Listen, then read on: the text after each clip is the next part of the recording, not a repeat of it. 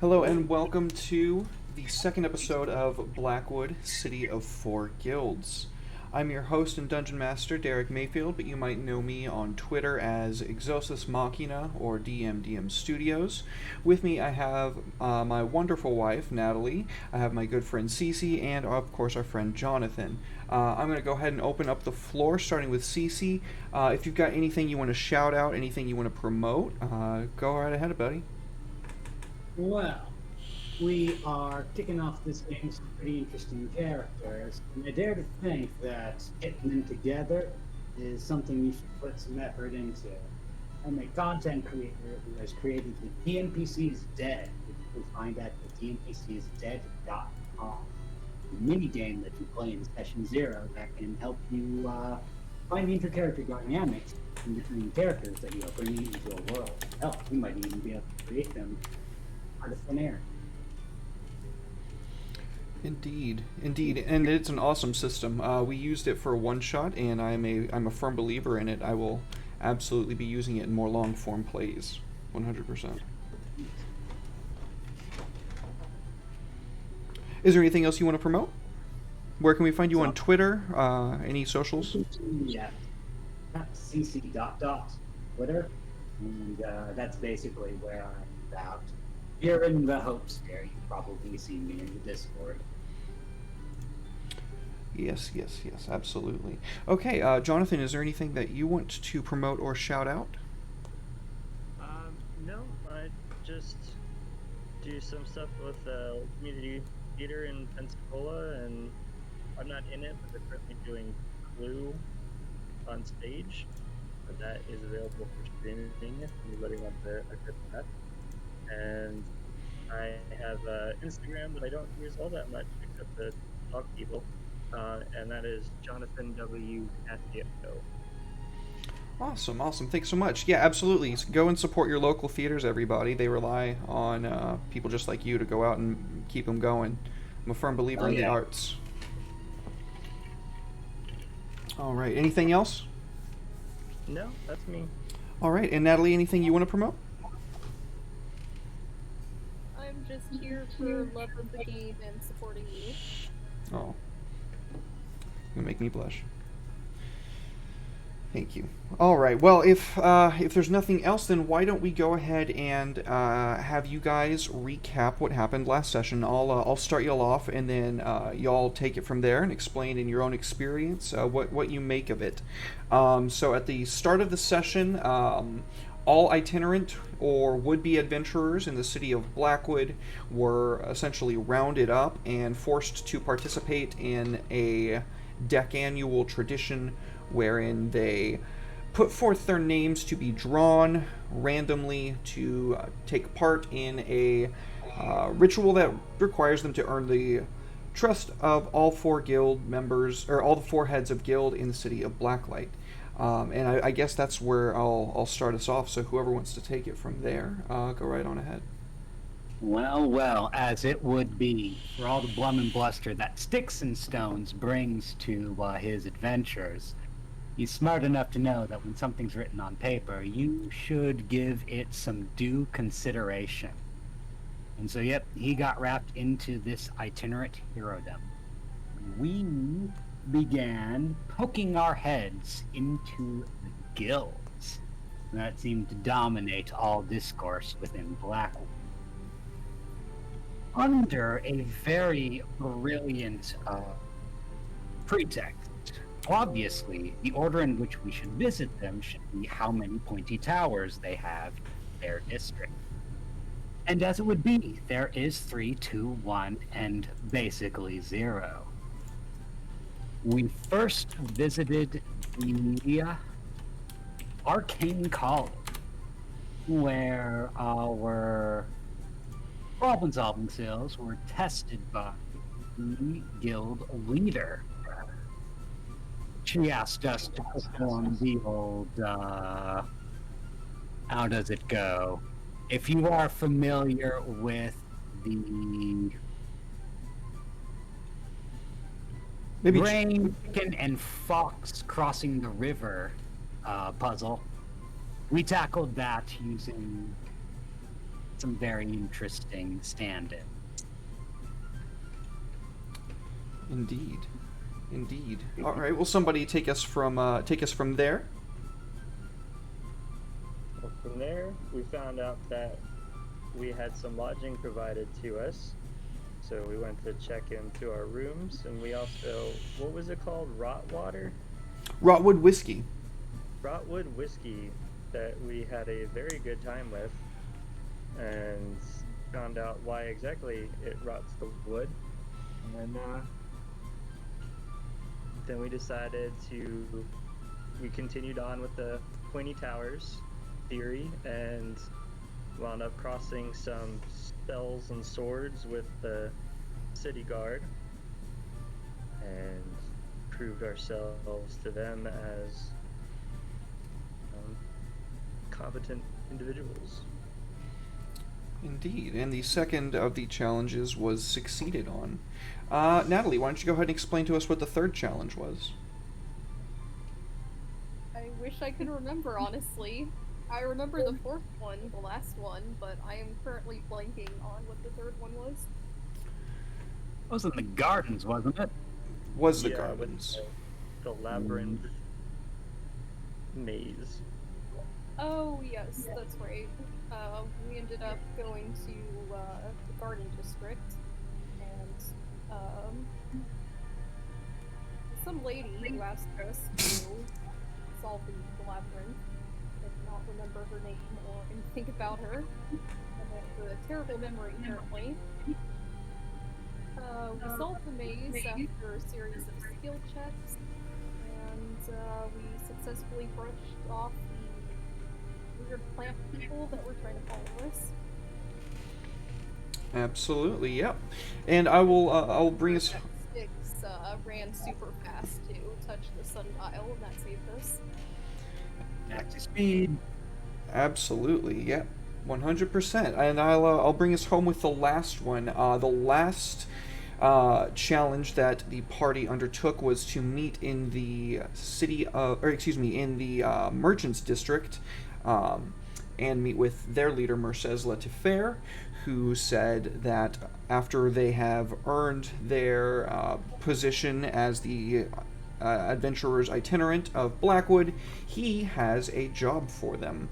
And I believe the last thing that we really did was finish that.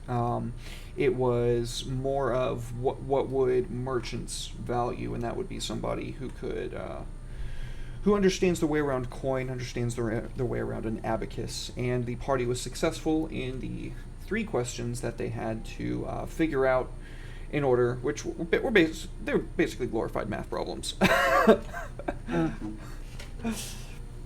Yeah, and that was the last thing that happened last session. So we come in on... I will go ahead and change the music to something a bit more appropriate.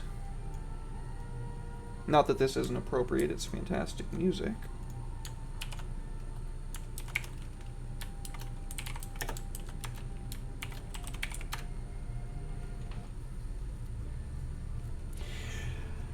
Despair's demise.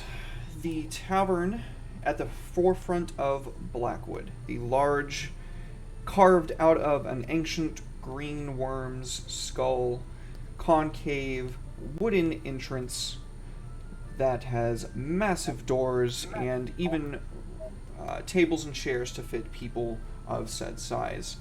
So we come in on our party having just finished their last challenge with the Merchants Guild, and the tavern is completely abuzz and alight with all manner of people celebrating and buying rounds for the hero's itinerant. Even though they don't really necessarily have to buy drinks themselves, they are having no shortage of alcohol thrust upon them. All patrons of the tavern are quite enthused to have the hero's itinerant here with them, and I guess this would be a good point to ask, how are your separate characters taking this in? Why don't we roll a die and we'll kind of whoever has the highest on a d20 will start there. All right. Midline. All right, Jonathan. And So Soren is typically not somebody that kind of tries to hog the limelight, so this is very new, but the whiskey is helping a lot, so he's getting into it. And the last time he was here, he actually made some coins starting a rave, so he might consider the DJ business if alchemy doesn't work out. Awesome. Okay, Natalie, you rolled the next highest. How is your character taking all of this in? Baratheon's a pretty happy, jovial guy, so he's having a good time. He's enjoying the drinks, just kind of observing everything, but I imagine the more he drinks, the more he will want to watch less and participate more. Yeah. Okay, and Cece, how is Sticks and Stones handling it? quite to the contrary of our alchemist, Sticks and Stones is a ham. And attention is the bourbon honey glaze that this ham so needs. And soaking it up, it is fantastic. He always enjoys being the center of attention. And in doing so, he's getting absolutely shit-faced. Oh, I love it. Falling down that pit of revelry as he so does. It's almost religious for him to do so. Mm-hmm. All right, so I think at this point, after another pitcher has been slammed down by a large bar himbo, who is essentially a piece of eye candy that the bar keeps around to deliver drinks, a large tiefling man. He hands off the pitcher to you guys and gestures over across the bar and says, "It's from that one," pointing to a group of various individuals who all smile and wave coyly at our party. It is at this point that there is a loud slam, and all eyes and chatter immediately turn. The chatter immediately dies, and all eyes immediately turn to the stage over towards the front of the tavern. Ullin, the barkeeper, has just brought a large table and slammed it down on top of the stage. He jumped on top of it and is now yelling as loud as he possibly can in his hoarse common, "It's time for the traditional drink-off!" And he gestures to the table at which our itinerant adventurers are sitting. All eyes turn to you, and fists are raised along with voices, and you can feel yourselves hurriedly being escorted up onto the stage, where a large cask of ale is now being set down next to, and 3 huge flagons are being set and brought out. You can see a thick, dark label burned into the side of the barrel, and it has a dwarven, what do you want to call it? A dwarven look to the runes that are marked in it, indicating that whatever alcohol they are about to have you drinking is probably a little bit sterner than what you were just drinking, unless you were, of course, having Blackwood whiskey. All right. Well, sorry, go ahead. being manhandled is certainly nothing that Sticks and Stones is unacquainted with, and so he ends up there lickety-split. Yeah, Baratheon will go over. It's all about showing off, and drinking game would be exactly the kind of thing that he'd be into. Well, I mean, if it's tradition, and Soren will kind of trip on his chair standing up, and then I'll walk over. Nobody seems to notice. They're all either too buzzed or electrified by the energy in the room to notice your trip. But once you make it all up, or once all of you make it up there, you can see that another stool is being brought out and set next to the stage, or excuse me, a small end table with 2 stools on either side of it. Olin, in the most showmanship fashion he can muster, he says, "First, arm wrestling!" And the 3 mugs are slammed down in front of you guys. So, the way that this is going to work is you are basically in a competition with one another. You can see that one of the himbos and 2 of the bimbos are bringing out a not very large, maybe about the size of your palm, glass vial with various different, really 2 different types of liquid inside. One of them seems to shimmer a little bit red when the liquid is agitated, and the other seems to shimmer a little bit like yellowish orange at the same juncture. And they parade these around. All members of the audience are absolutely captivated at this point. We can get like a panoramic shot of all of the excited attendees of this event piling into the tavern out the very front, just eager to lay eyes on the hero's itinerant. And Whoosh. sorry, what? Whoosh. Whoosh. Yeah, so the way this is going to work, we are going to have 3 rounds, guys. The first one, as Ulan said, is going to be arm wrestling. So, to start it off, everybody has to down their flagon of ale. Roll a Constitution saving throw, please. This'll be fun. Oh, there was some gore. Uh-oh. Uh-oh. I'm having a roll malfunction, so I'm just going to type it in. I got a 16. And I will now look at my sheet and figure out what's going on. Okay. Baratheon's a few drinks in already, so he may have overestimated himself. I already know I'm probably not gonna win a arm wrestling competition, so I just knock it back with an 11 for my Constitution. Nice. The DC for the first one was a 10, so everybody who got a 10 succeeded. I just barely scraped by with my 10 then. All right, the first one up, let's have Sticks and Stones go against, I'll roll a die. We'll have Sticks and Stones go against Baratheon. Hoo-ha! Baratheon starts flexing in his plate mail. All right, there's going to be opposed athletics checks. I am doing something naughty instead of exerting my strength. I am using my tail to try and tickle your armpit. Hey ref, this guy's cheating. Roll sleight of hand. Oh, I'm not getting my rolls in. I'll just roll it here. 21. Okay, you make your roll with advantage, Sticks and Stones. Hey, I'm wearing plate mail. How are you tickling me? Ooh, that's a good question. I did not consider that. Got a ponytail. You are wearing plate mail. Give a Constitution saving throw with advantage to resist being tickled. I will say that is a success. Your subterfuge is thwarted by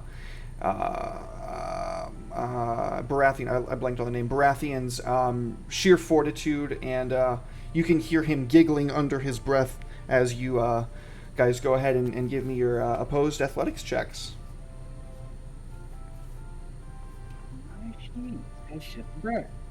9. Oh no!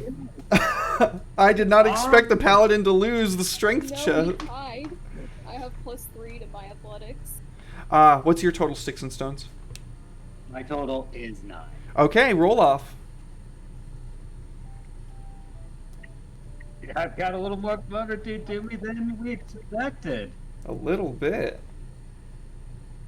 Oh my god. Oh, Did he I'm roll? just barely victorious. You eke out. Sorry, go ahead. What a farcical show. You may have tried to tickle me, strange cat man, but I am still victorious.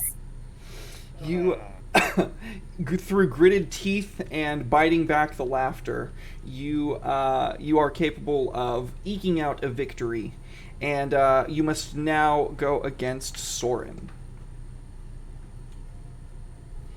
I will pass by Soren and assure him that I've got caster pride in him, and I bardically inspire him. Ooh, Oh, he's gonna need it.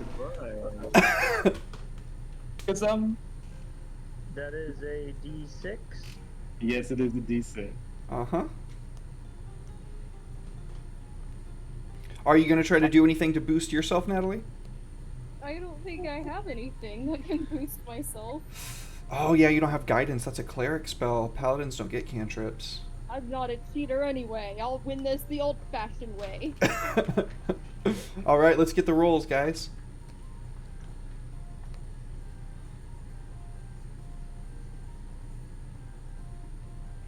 Oh shit. Oh shit! Oh, what'd I tell you? I used the inspiration for a 12. A 12. 20 What's that? going in. No, So what are the total rolls? 12. 12 versus a 23. 23. Okay, as I believe we all expected, the paladin takes the first round. And there is much cheering and some coin being exchanged in the audience. Oh, you know what? We should go ahead and move you guys up here onto the stage because that's where you're at. That's right, ladies. I, Baratheon, am the strongest. All right. All right. With a yell and a cheer, Ulin says, "All right, now let's not get too excited. That was only the first round. Second, an archery contest. And 3 bows are brought out with a single arrow for each. And you can see off in the corner over here, on top of these barrels, they place 3 targets. Let's go ahead and get the Constitution saving throw. The DC is going to be a little bit higher this time.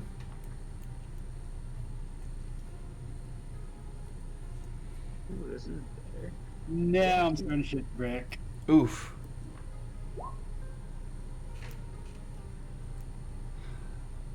All right. Is that a roll, Jonathan? I can't tell. No, I've rolled a physical die. Oh, okay. In the total. Okay, got you. Yeah, so the DC this time was a 12, so if you failed, you have disadvantage on the dexterity attack roll that you are about to make for this round. The disadvantage does not carry over in between rounds, guys. So getting disadvantage on one round does not mean that you have it on the next.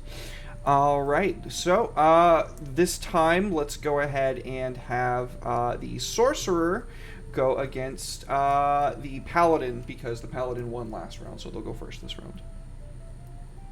Since I'm not proficient in bows, can I use my crossbow? Yes. Cool. It's a dexterity roll. Well, first we need the Constitution saves. Oh, we did. We got those. Yes. So yes. Sorry, ADHD. 17. 17. Attack. 19. 19. Ooh. The paladin and the sorcerer both sink a shot, and when they are measured, it appears that the paladin's is just a little bit closer. So, the third, or the second part of round 2, let's go ahead and have Sticks and Stones and Baratheon do their opposed attack rolls based off of dexterity. Oh, wow. A drunken cat shooting a bow in a crowded area. What could go wrong? You could Oh, fucking nothing. sweep. Holy shit, dude. Let's go. I've got a 23. I waver back and forth despite my inebriation, and I sink that sucker. Yeah, your arrow explodes out the back of the target. Baratheon gave another honest attempt, but I think the crowd is more impressed by the showmanship of the large cat man swinging around and then just kind of offhandedly like letting loose a shot that blows the target off of its stand. And the Tabaxi takes round 2. I am always on mark. All right, round 3, guys. Let's go ahead and have it go off with another Constitution saving throw. This one's even higher still.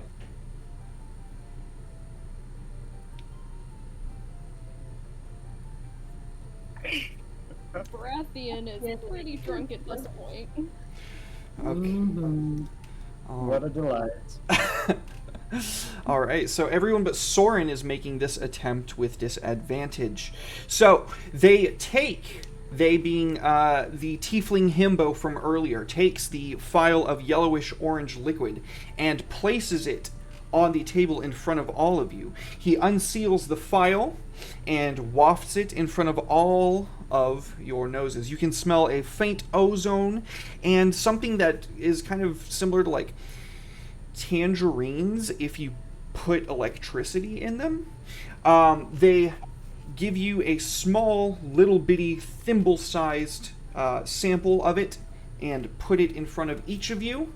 They say to take your sample, and we will go ahead and have everybody at once roll Arcana checks to determine what the winner of the 3 gets to take home. And you can use Intelligence, Wisdom, or Charisma for this Arcana check. Interesting. Yeah, I'm basically just selling a hot tale about what I think it is. I probably heard about this before. I've had so many conversations with so many drunken people. 15. Was that made with disadvantage, Sticks and Stones? Oh, no, it wasn't. And now I'm sad. Well, it's still 15. Hey, that's not so bad.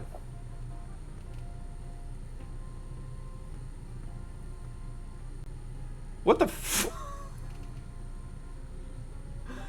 Are you kidding me? I have Damn. disadvantage, so that's a 5 total. Yeah. Alright, Jonathan, what was your total, buddy? 13. Adding your charisma modifier and everything? Oh, right, that's not the roll. That's what you're rolling the dice into. I'm sorry, I keep forgetting. I'm sorry, I'm a blonde. Okay, well, it looks like, despite all odds, the cat, who is literally just, like, sticking his tongue down the thimble, and then, like, retracting it, and then sticking his tongue down the thimble and retracting it, the Paladin Baratheon thinks that he knows what it is at first, and then he goes, no. Oh, this is a potion of healing, or whatever he would think it would be.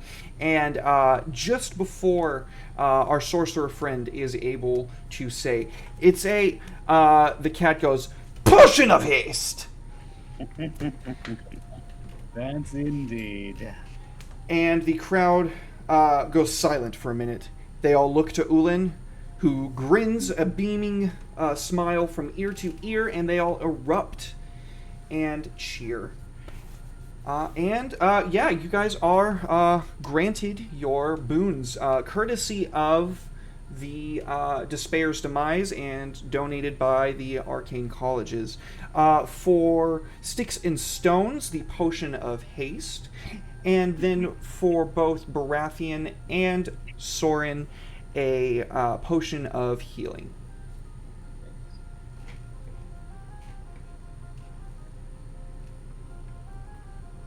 Ain't that just the thing? All right, and one final check, guys. I need another Constitution saving throw from everybody. I fumbled. Oh, goodness. That last one would be okay. All right, Baratheon and Sticks and Stones, you guys get a bit lost in the revelry and enjoy yourselves getting caught up in the music and laughter. What's the DC? It was a Constitution saving throw. I know, but I rolled a 17. I just needed the lowest number because Soren now feels nature's call to have to go and relieve himself in the outhouse outside. Excuse me, gotta go to the little elf room. The little elf's room. All right. While the two of you stay inside, and we see the party reaching an uproar, reaching its peak. Soren, in his perfect dark vision, could he go ahead and please give me a perception check?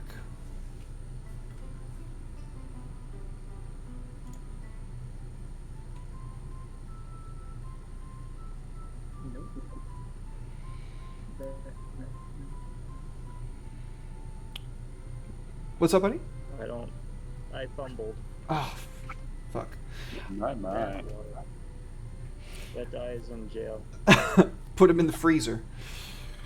Okay. Bad days get the microwave. What's your armor class, friendo? Is this still the same day as yesterday? I mean, last week? Yes, that is correct. It's the same day. Okay, 15. Okay, it looks like you are a bit drunk, your head's a bit fuzzy, you're stumbling to the little elf's room, and you catch yourself on a rock just in time to feel the air above you displace and something hard hit your ward and rebound. Some dark figure immediately to your right just tried to club you over the head. Let's go ahead and roll initiative.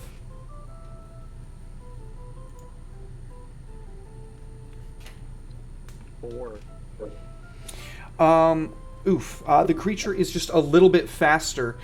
Seeing that his first attempt was unsuccessful, he's just going to make one last desperate attack to hit you as hard as he possibly can. And he nat ones. I don't play with critical fumbles, but I will say that with it being appropriate for the moment, in his backswing, you can see the hood of his cloak kind of fall away momentarily, and he catches it behind his head. And I only say that it's a he because you can't really tell anything about this creature aside from its gray mottled skin with veins that stay like right up on the top of the surface, and these like eyes without lids that feel like they're just like they have no pupils, they have no it's all sclera, it's all the whites of somebody's eyes. And as this person catches his hood, he immediately is going to turn and attempt to run away, giving you an attack of opportunity as a reaction if you choose to take it. Sure. I wish I had Wordcaster, but I'll go with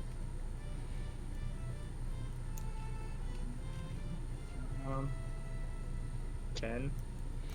10 is a little bit too low. He is very dexterous. Your blow would strike true if it weren't for him doing like a backwards cartwheel and then coming up while pulling his hood up over his head, obscuring his vision once more.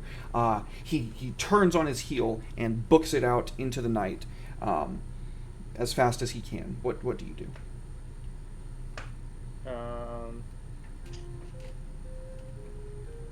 I'm gonna say not so fast, and I'm gonna witch bolt him. Give so it. I can see for 120 feet.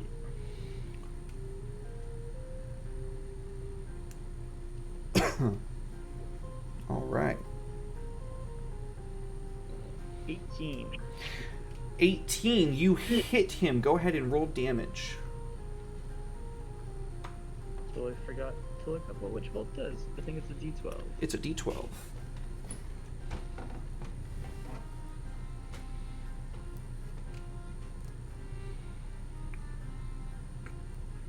just rolling in here. 4 damage. Good hit. We can see a gout of blood and meat explode out his left shoulder as he runs. And the spell ties you to him as long as you have concentration. Is there anything else that you do with your turn? Yeah, I'm gonna yell, someone just attacked the itinerant heroes, and strangely I'm gonna run after him. I mean, not like directly next to him, but close enough that the witch bolt is still gonna zap him next turn. Awesome, yeah, okay. You give chase, and you can see a few people around, like, stand up from what they're doing, confused, and say, what? Somebody's attacking? Like, somebody's being attacked? And a couple people you can hear, like, on from the opposite side of the bar that heard you start yelling for the guards. You run after the person, and he is... what is the range on Witch Bolt again? 30 feet. 30 feet. Okay.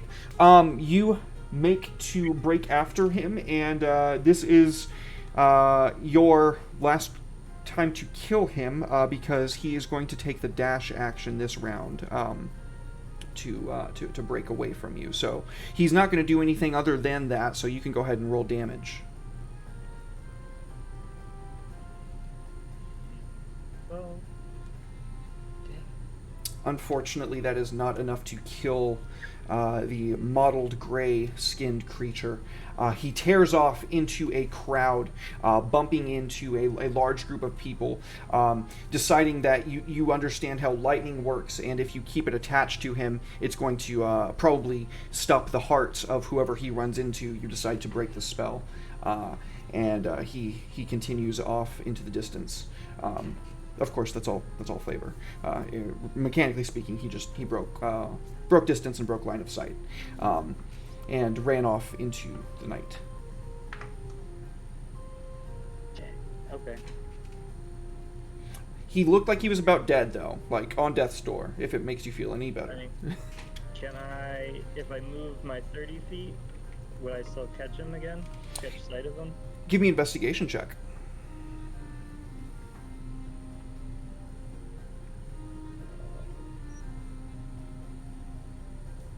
And I'm going to roll a die for him as well.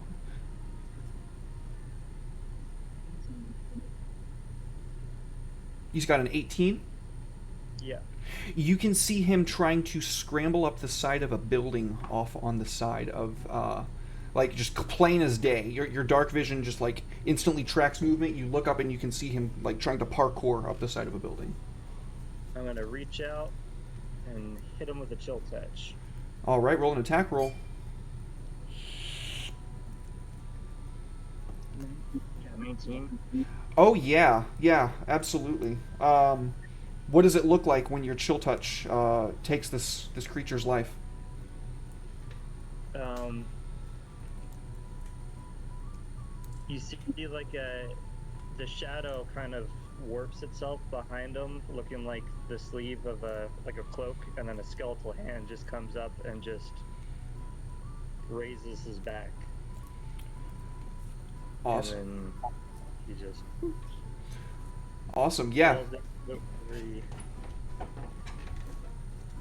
Awesome, yeah. Cool. Oh, yeah. He falls in, there's a wet splatting sound. A crowd begins to gather around this now corpse. They part when you make your way through to get a closer look at this creature. I'll go up and I'll try to study. Do I recognize what he is? Not offhand, no. This is not something that you would be intimately familiar with, but you can absolutely try if you want to roll an Arcana intelligence check.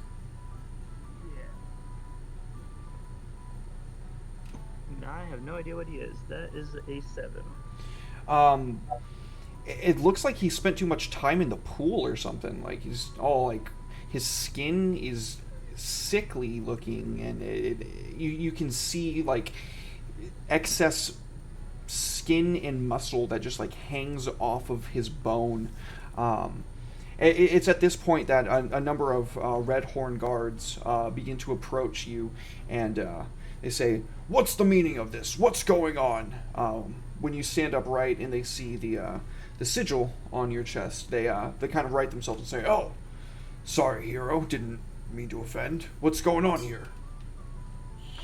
I was just taking care of some business, and whatever this is tried to attack me. So I retaliated, and he fell off of a building. The guards look to the body and then kind of share a confused look with each other and go, "Well, what is it?" Not something I've ever seen before. They seem to be not like really disturbed by this. Like attacks aren't common. Like the piece is pretty easy to keep in Blackwood for the most part. But I mean, there's always going to be vagrants and hoodlums.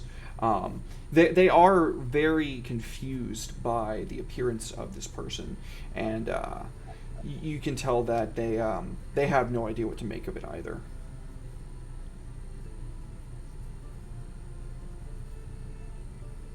Maybe one of the guild masters would be able to figure this out. The leader of the guard says, "Well, I'll certainly be reporting this to Riordan Redhorn himself. This is strange. If there's some new kind of vagrant on the prowl, it's best that all of our men know about it." Yeah, especially if he just tries to clock people upside the head. It's not good for business. He says, "Do you know why this person might have targeted you?" No, I didn't do too well at the drinking contest. Do you mind if I kind of check his pockets? Go right ahead. You do so, and in his pockets you find just a couple of loose coins that he likely stole from somebody, just a few copper and a handful of silver.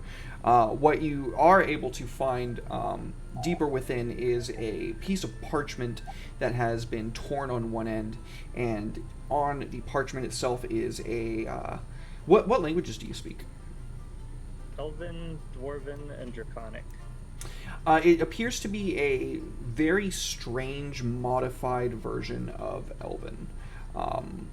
It's like very loose and very jagged at the same time scrawl. Very hard to make out. You think you understand a couple of the words, but normally in Elven they could mean a number of different things.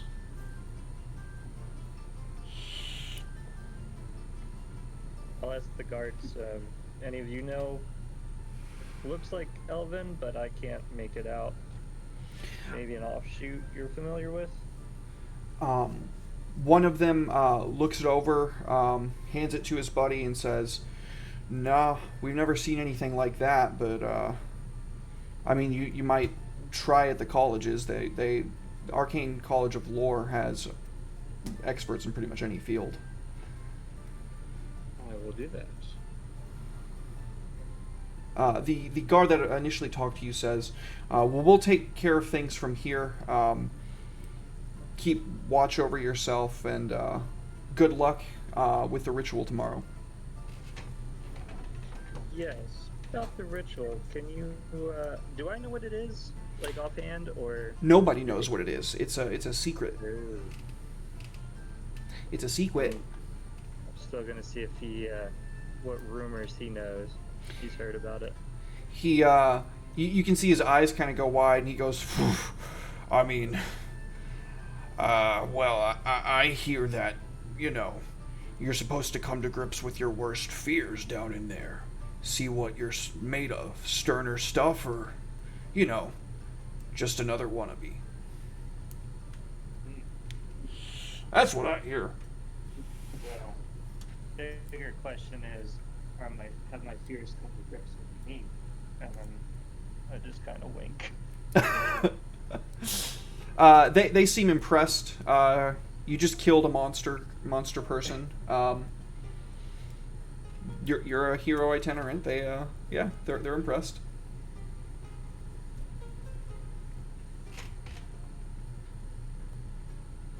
So I think I'm gonna go back for another drink. Unless you need me for anything else. No, they said they'll take it from here. Just be safe.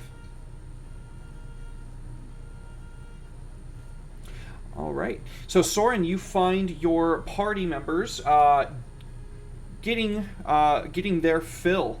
It is at this point that Ulin has cracked open a small cask of Rotwood whiskey, only offering it, of course, to the Tabaxi and the Wood Elf. Have you guys decided to partake once more on this crazy ride? Likely so. There's a reason I had no idea what was Doing going it, on. count me in. This is probably the reason we had no idea anything was going on in the streets. Yeah, that's definitely the reason we had no idea anything was going on in the streets. It failed. I just chose to ignore it, apparently.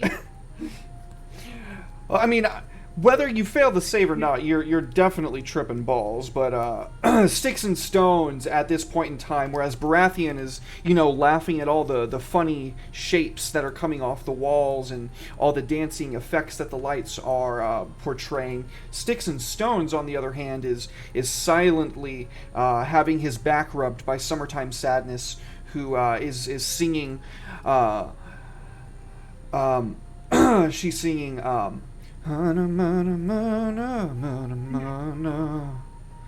And from Sticks and Stone's perspective, a coiling mass has completely enveloped his body. Green eyes blaze beyond his vision, and coming to grips with this religious experience is only cut short by the re-entry of the shadow sorcerer friend who first gave possibility for these visions to manifest, as if like a green halo is coruscating off the top of the sorcerer's head. You can smell the arcane might coming off of them. They were just recently in combat. Oh yeah, I definitely see the essence of combat about them. Something has come to you, hasn't it? I spin around in circles, convinced I'm decoiling myself of a snake, and then traipse on over to you. You good there? Basically brace myself against whatever I can. Oh, yes. For you're bringing something of fate, aren't you? I can see the aura on you. Show me. You went on an adventure, didn't you? I did too. Wow. Did you get attacked too? And I look him over. He looks unmolested. I had certain notions of life and purpose attacked, that is for certain. Are you seeing snakes again?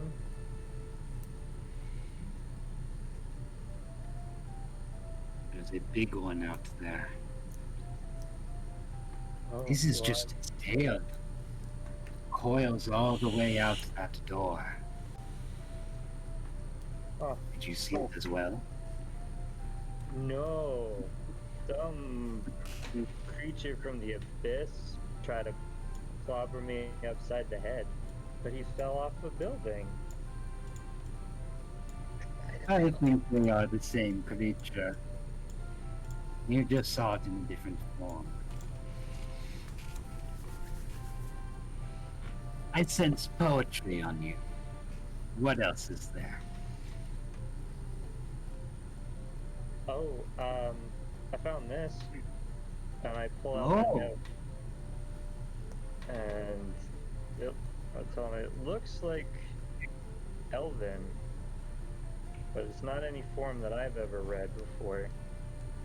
it is likely the southern seafaring variant of Elven, and I'm flying my ass off, but it doesn't matter because I know all languages anyway.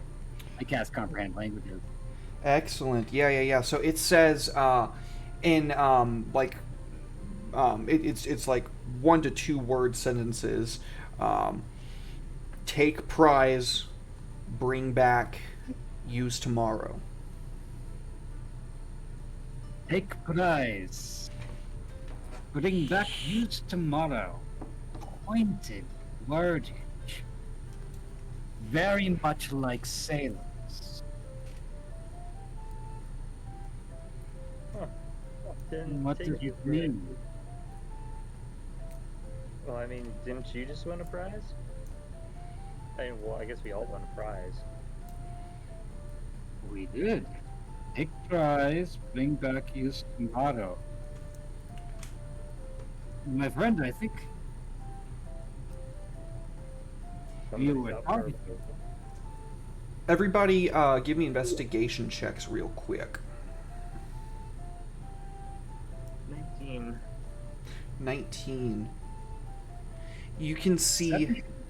You can see in the back of the bar at this very moment another one of the figures quickly ducking and dodging out, wearing a same exact cloak. You want to go on an adventure with me?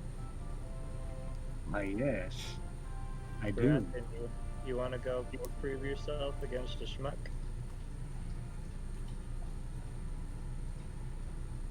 And I'm gonna start following the figure. All right. Does everybody follow with him? Yep. And I'll let everybody know that, hey, I think there's another one. But I'm There's not always gonna use that. Okay. So you all make your way to the exterior of the bar, where you can see that the crowd is beginning to disperse and go about their separate ways home. It is very hard to keep track of the movement that you saw at first. And then I'm going to need one more investigation or perception check. Unfortunately, if you are a bit off the handle, you will be making this save with disadvantage. So I believe that is the Tabaxi, but Baratheon, you passed the save, and then I know that the sorcerer did not take any Rawood whiskey.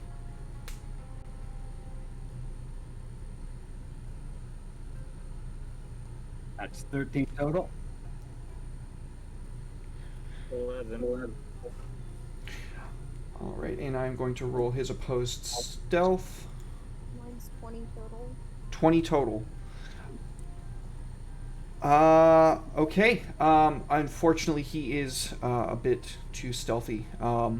Whatever it was that was keeping him there, you're certain that you've all been marked.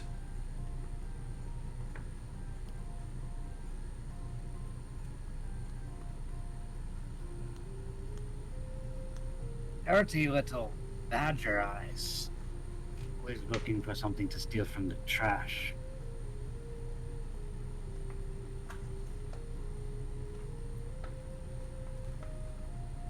Quite possibly, but the guards were concerned. They hadn't seen anyone like who attacked me before, so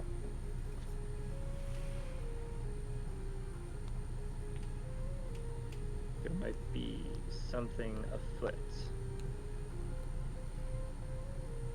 Some small-time criminal gang. I certainly am no stranger to that gnome.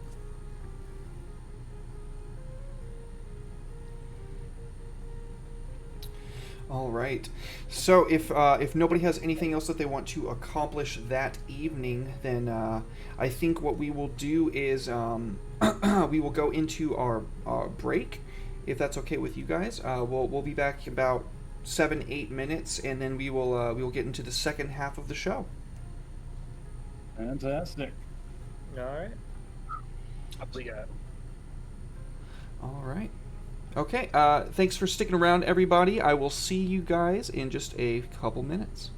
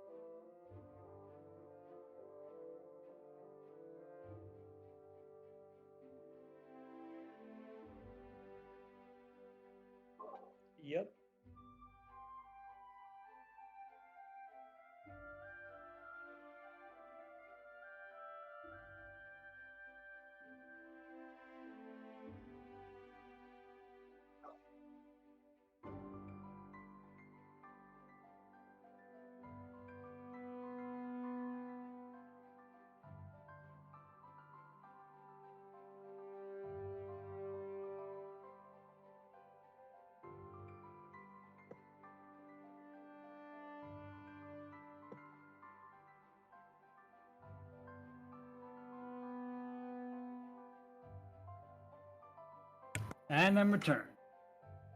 All right. Welcome back, everybody. Thanks for sticking around. So, we come back on the following morning. Our itinerant heroes nursing whatever hangovers they might have had by taking a little bit of ale with their breakfast. Very healthy approach. If you never stop drinking, the hangover can't kill you. So, we still have some resolution from last week's session to get into now that it is appropriate for us to do so. Sticks and Stones sent Linus to purchase a gift for Ulan the barkeep. You sent him with a gold. Did you want him to give him the gifts himself, or did you want him to bring you the gifts for you to give them? I would like him to bring it to me so I can give it to Linus. However, I want the opposite for the Archmage.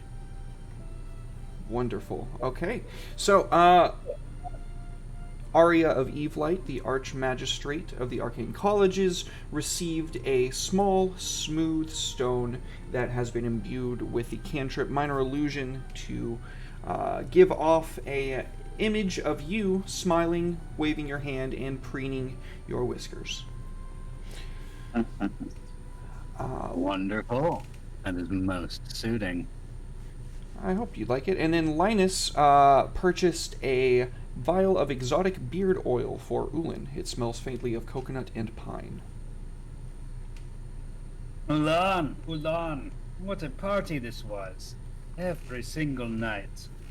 I wanted to be certain to give you something for your hospitality, and I present him with the gift. His face lights up when he takes it, and he is very gracious. He says, "Well, you didn't have to do all that, but I sure appreciate that you did. We're only following tradition here, but it's nice to have such gracious guests be our honored heroes itinerant." Gracious guest should be a tradition in and of itself. He says, "You ought to go to Kagranaz." Whoa, it sounds wonderful. He says, "It just opened back up, so yeah, you might actually be able to do that." And then we need to go into your investigation roll to see what Summertime Sadness could find out about the Baron Blackwood.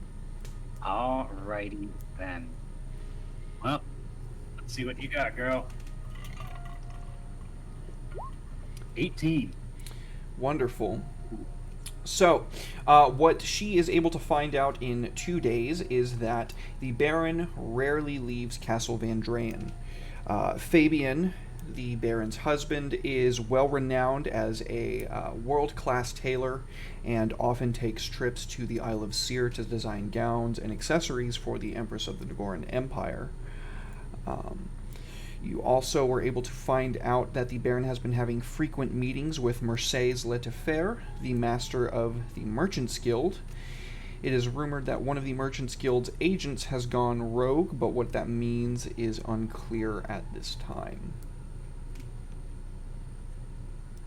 Thank you. We'll deliberate on this. Do enjoy yourself an evening. She purrs a thank you, takes a piece of toast, spreads some like meat jelly over it, and takes it upstairs, eager to get herself some sleep after, traveling in political circles for 2 days straight. Oh yeah, you need a rest after that. So, party, Baratheon, Soren, Sticks and Stones, what do you guys do with this information? There is some hullabaloo on these guilds lately. The Merchant Guild man asks us to do a job, while his agents go rogue in the city. There's a peculiarity building in this city, that is for certain. And he might know who's in the business of what happened last night.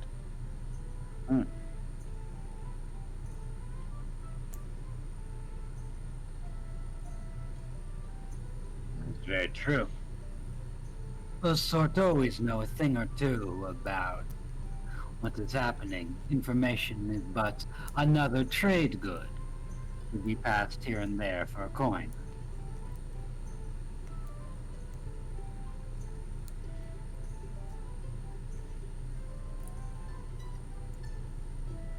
Well, I dare to presume it is merely small stuff, some silly gang trying to make a name for themselves. We have... Once we make a name for ourselves by finishing the trial, we might have some more pull with our own investigations into this. Indeed. We have grander aspirations for the moment. Let street gangs be street gangs. Let us be itinerant heroes.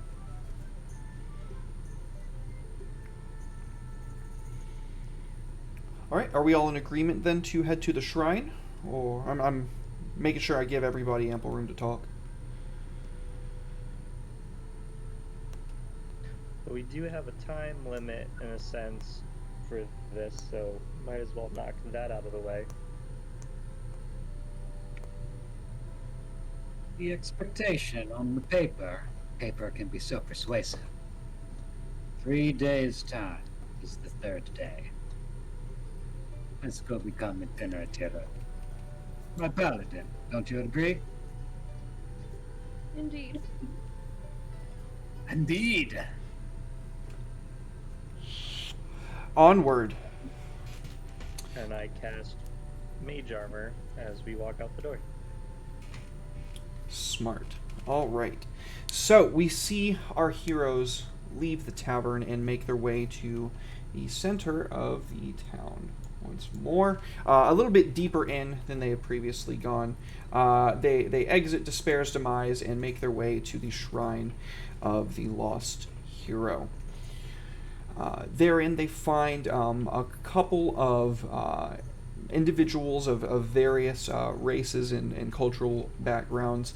They seem more visiting just to see what this place is than they are actually like worshippers. There's not really any worshippers for the Shrine of the Lost Hero.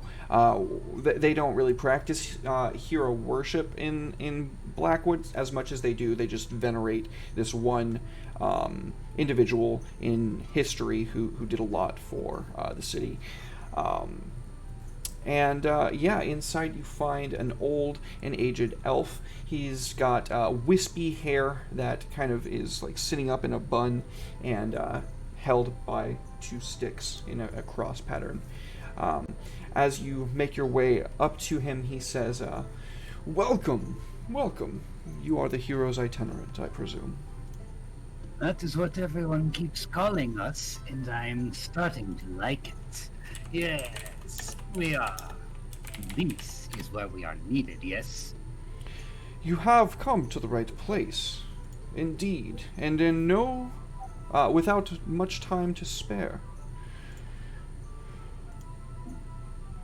3rd day. He smiles and says, yes, you have made excellent time. Now, I believe that if you will hand me the scroll to verify your identity. Hand it over.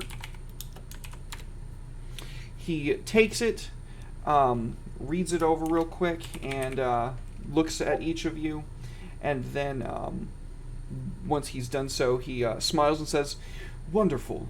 And he incants a prayer. He is basically singing in an ancient elven dialect, and you can all feel the air around you shimmer and grow warm despite the cool of the shrine in which you are in. Until you exit the shrine, I will put it in chat, the benefit that he just gave you. You can choose from one of these, and you have it until you can choose it when you want to use it as a reaction, effectively, at any point before you leave. Alrighty, that. And he gestures to a large set of wood and cold iron doors to the Undercroft and says, Well, Heroes Itinerant, I believe it is finally time for you to finish your job here. I am feeling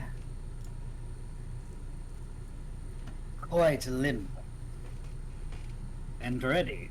I feel I'm imbued with a D4 on a single ability check or saving throw. Or radiant damage, or a d4 of healing for yourself. That can be triggered as a reaction. Yeah, any of those three. You can choose any of those three. I had to choose now. Well, that You do not have to choose them now. You can choose them when you want to, basically. just makes it better. Yeah. So this is how I usually like to run dungeons. I like to go in turn order. I don't tend to skip through rooms even if there's nothing in them. So, yeah. It's really kind of up to you guys how you want to go about this, but you have your movement and an action. And then once everybody's gone, we'll go back to the top of the turn order, just like combat. Excellent. Alright, so we're seeing a big old door in front of us. You just came from the big old door. You see this hallway down in front of you. There are two doors, one to your left and one to your right down the stairwell. Alrighty then. And is there anything on here, or is it just a solid wall? This is an archway. Sorry, I guess I should probably go ahead and do this. Baratheon, you were going to that door? Go ahead and move up to the doors. Okay, you move up to the doors. I guess since you went first, you can go first. What you only use 15 feet? Oh, I was just going ahead and moving my character, so it'd already be there. But... Do I see any... What do I see directly ahead of me? You said it's an archway? Yeah, there's this archway, and then you can see ahead that it comes to a stone wall. Yeah, I hope that I hope that Roll20 is working better for you than it did the other day, because I'm like revealing area as we go. Yeah, no, I can see it. Okay, good deal.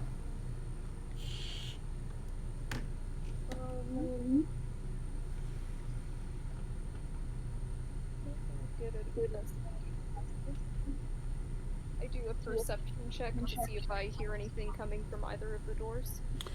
Okay, go ahead and give me a perception roll.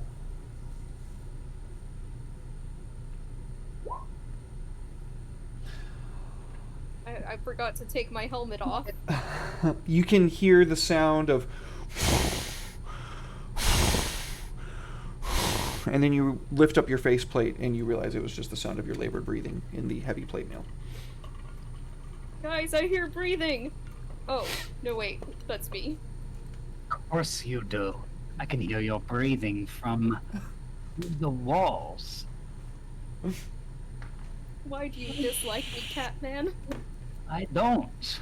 I just have very sensitive ears. I'll try holding my breath. I won't hold my breath on that one. Alright, Baratheon, you still have... we die. Baratheon, you still have 15 feet of movement and a bonus action. I mean, I guess I could try opening one of the doors if everyone's cool with that. That's a free action. Which one do you open? This one. I don't know if you can see me move my guy. Are you pinging? I don't know, there's a dice roller box blocking everything. Can't seem to close. That's weird. Go up to the top and make sure you hit the select move thing at the very top. Are you talking about the one to your token? Well, you get your left and your right mixed up. Are you talking about the top door or the bottom door? No, that one that you just pinged. This one? Mm-hmm. Okay. Inside...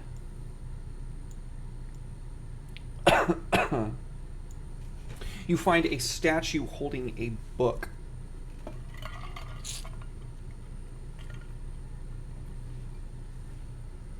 The book seems to be bonus actions. the book seems to be carved from stone as well. Okay. Who wants to go next? Wait for me. I don't want to be left behind, so I feline agility up here. You don't have Burst to. forward. You don't have to feline agility. That's okay. You can keep it. Gotcha. Well, I scurry, quite delightfully, up to the book and take a look-see at it. What sort of fine reading is this statue? It seems to be some bastardized form of Draconic. You can tell the runes and markings look very familiar to Draconic, but it just looks wrong somehow, and not wrong like the Elven script from before, where it was just like, oh, this just seems like a dialect, but like there's just something wrong about it, but it's really hard to put your finger on it. I know that I have seen this dialect before. I have just seen so many. Please let me look at my notes for a moment. So many great manuscripts.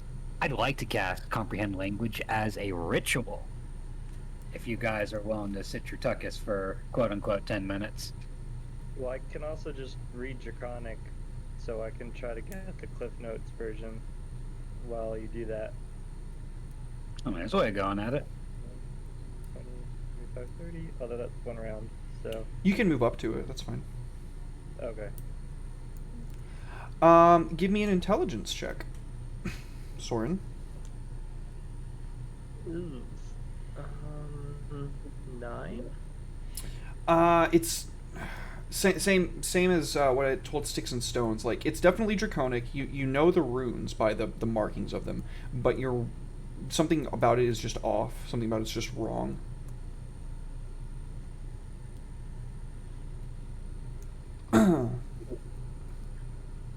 Well, once I have my ritual concluded, I'll take a look at it. See if I can surmise anything novel, or if it's just that fucked up.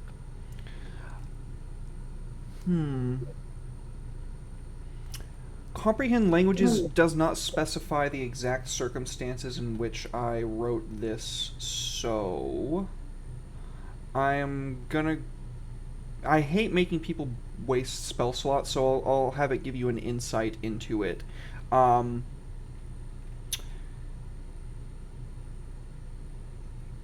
It's something vaguely talking about the position of the stars. At least a star. And in which case they travel across the sky. It seems to be a poetry line. Oh, this is... There was a certain period in Draconic poetry that was dreadful, absolutely dreadful. I refused to ever study it, despite how much my father insisted, so I'm only able to pick up certain factors. Something about the stars and how they move.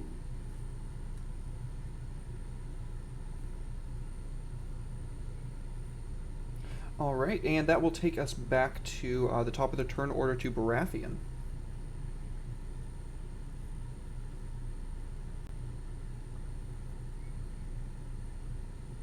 What did the poetry say again? Star. Yeah, it was ambiguous and vague.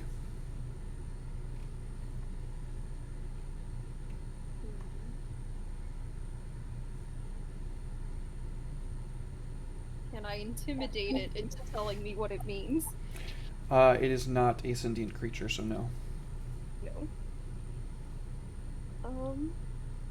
Well, there doesn't seem to be much else here.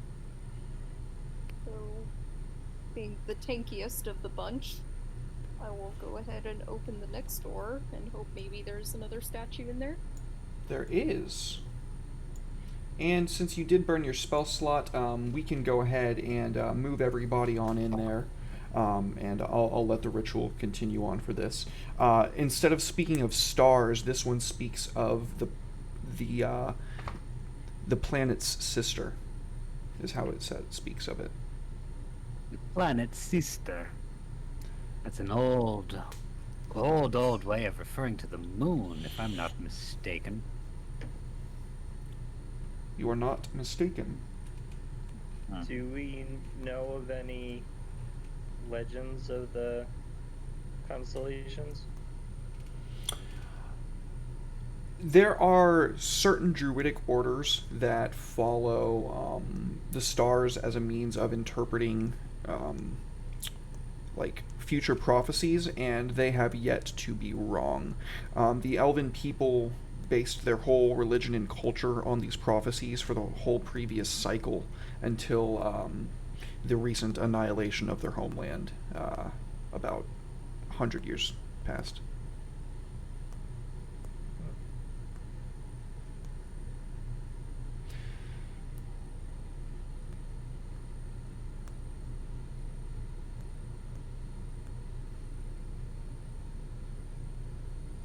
And I guess we see what else is down here. Yep, Sticks and Stone's turn. Excellent. Oh, let's wander. 1, 2, 3, 4, 5, 6. I'll peek around this corner, see if I spot anything. Okay.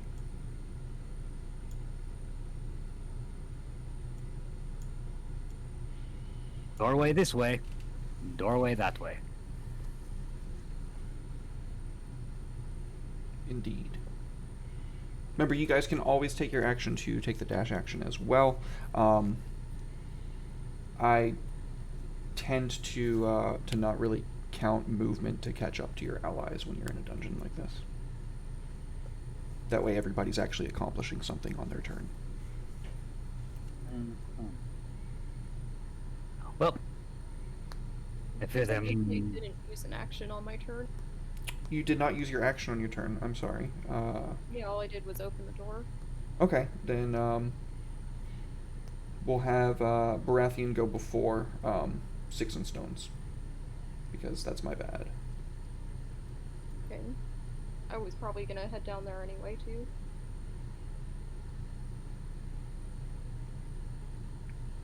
Okay. And I'm just gonna try and use perception again, if I can. okay, go ahead. That's 14. You can hear the sounds of whispering coming from down the hall, very, very faint, like a feather on the edges of your ears. What direction is it coming from? Both. Oh, I just relay that to the party. Was it your breathing again? No. With my helmet off. It's not my breathing.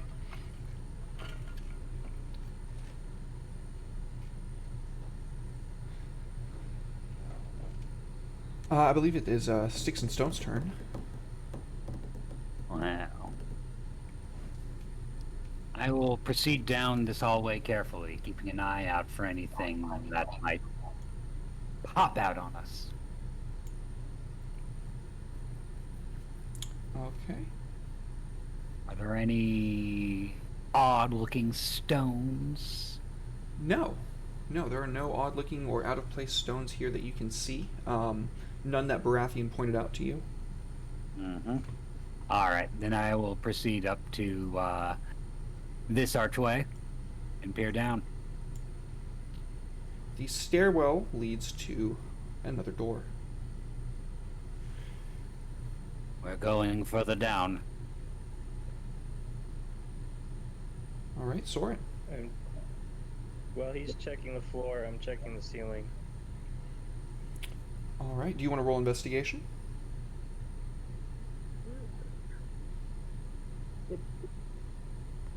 Sixteen. 15. So, in this general area over here, everything is completely nominal. There's nothing out of place. Everything is totally, completely normal. You can see the archway that this doorway sits underneath. It looks as if the shadows themselves are trying to leach out. There is no light coming from the other side of the doorway. Hmm.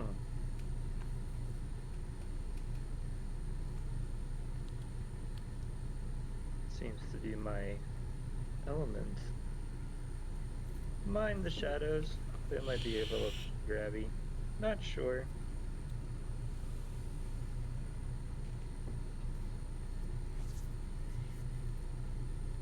All right. Can I cast dancing lights beyond the? Oh wait, it's a closed door. It is a Or an closed arch? door. It is a closed door. Yeah.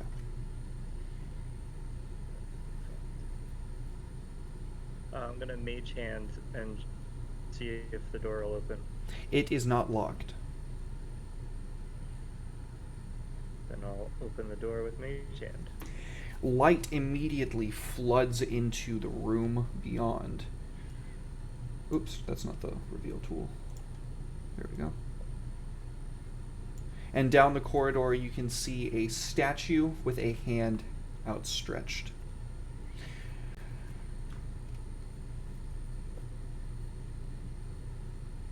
The shadows disappear.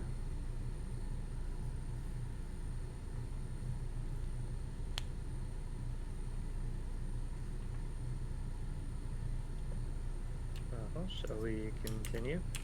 Yeah, I think that's Baratheon.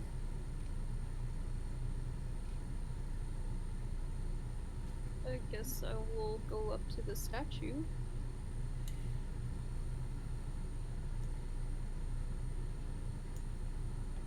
Okay. The statue is a fair elf woman, young and beautiful, immaculately carved, and give me a history check for free.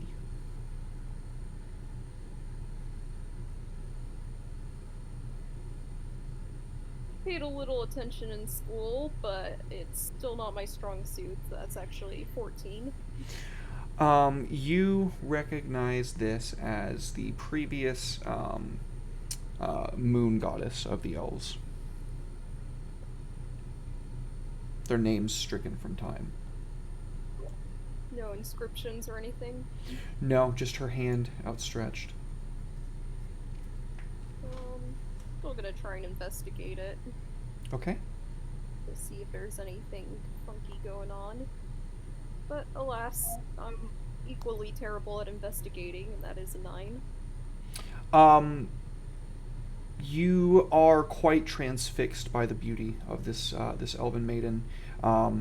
It is. Oh my god, that's an attractive elf. Yeah.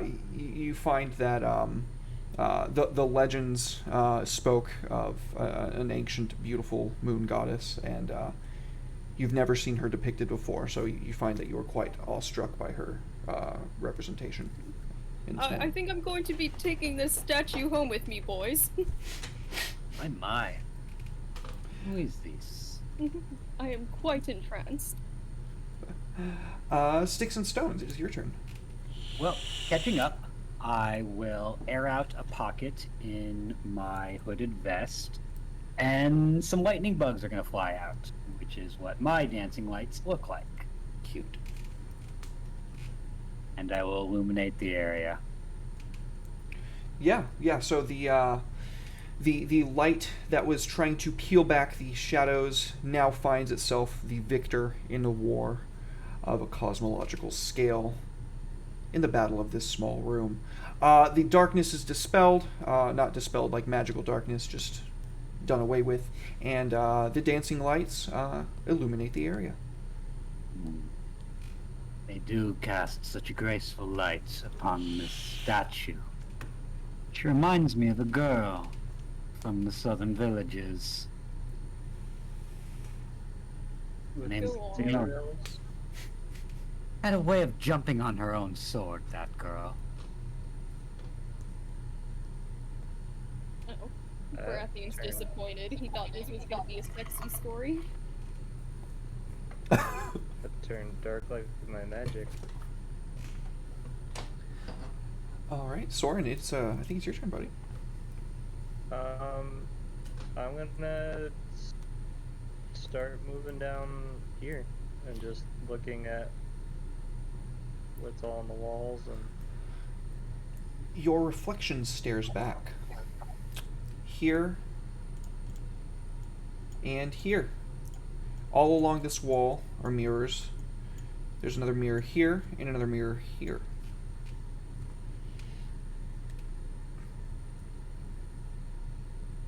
Another statue on this side of the wall as well. I'd like to. That'll probably take me some time, but I'd like to go down and look at that one. You can do that. I don't mind. I don't mind. That's not going to cost you anything Actually, extra. I'm curious what these are first. Okay, so let me pull up my notes real quick so I don't say anything wrong.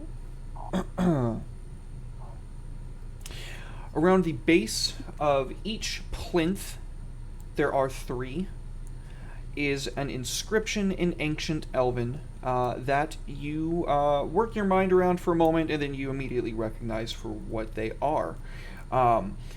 This orb is yellow and brilliant. It catches it catches the light in a way that makes it seem like it's illuminating from within, and you can see some faint liquid pouring around the multifaceted inside.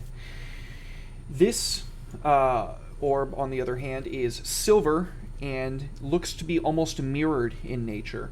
When the light from the spell Dancing Lights catches it, it seems to reflect the light brilliantly. This orb in the middle seems to be cut from onyx or obsidian. It is it couldn't be obsidian because it's too perfect of a sphere, so it must be onyx. And it seems to absorb whatever light is shined on it. Around the the left and the right orb is the inscription of the ancient elven word for light, and then the inscription around the second one in the middle is for darkness. Intriguing. I will relay that. Possibly these orbs have to be moved to the statues, but I want to check out the other statue first.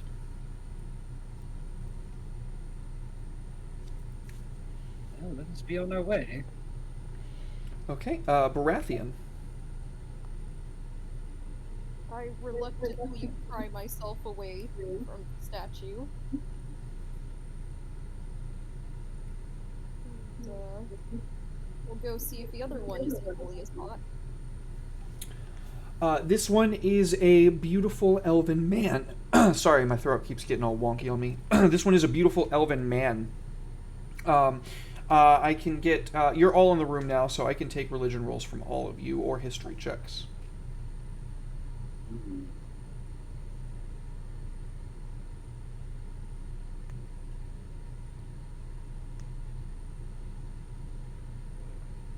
Not the smartest bunch.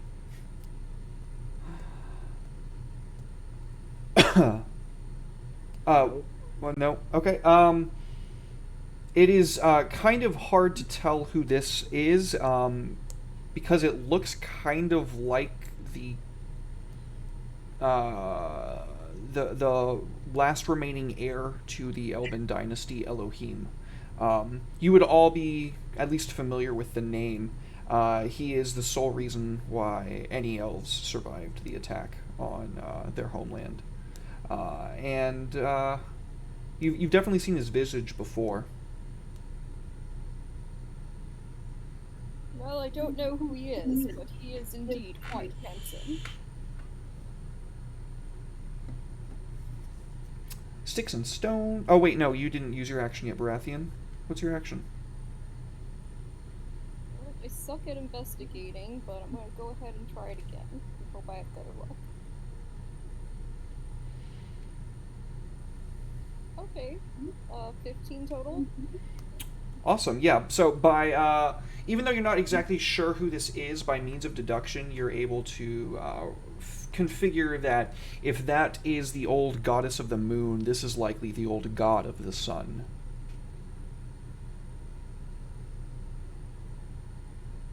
So he's doubly hot then. Hmm. All right, sticks and stones. Little fractures of the past. The old god of the sun, the old god of the moon, and 3 stones.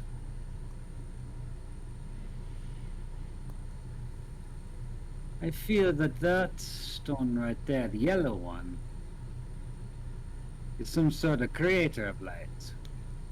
Something bubbles inside of it. And that stone right there, it is the sequester of light. Where light goes to die. And that stone right there is merely a place in which light passes. It is not created, it is not destroyed, it simply is. Which is a wonderfully poetic way of looking at them, but I don't know what to do with them. You are the intelligent ones, he says, with air quotes. What do we do here? What do we do? Well, maybe we put the matching orb in the hand of the statue.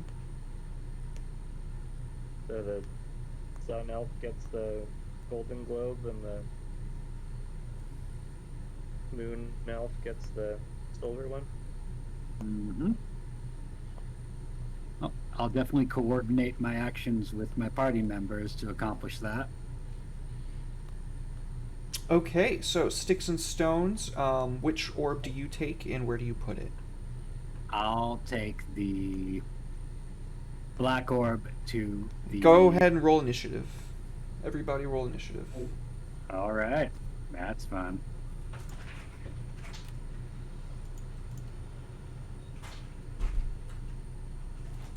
$15. I'm a little bit entranced. 7.6. 16, because that's my modifier. All right. Sorry, Natalie is she's feeding the outside cat real quick. She's heading in.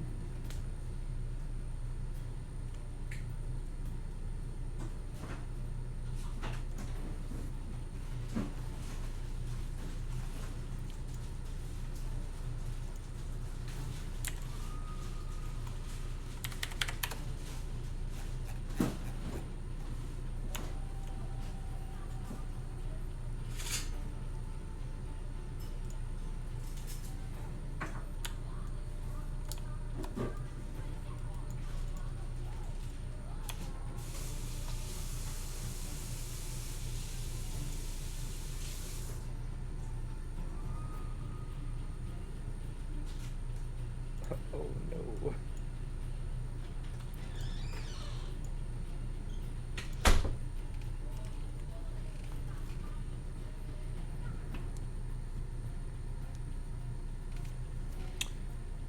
Okay. Let's say 14 total for my initiative. Okay. So what did you get, Soren? 15. Wonderful. Go ahead and roll another d20, just the flat roll for me, please. You tied. Okay, they got a 15. Okay.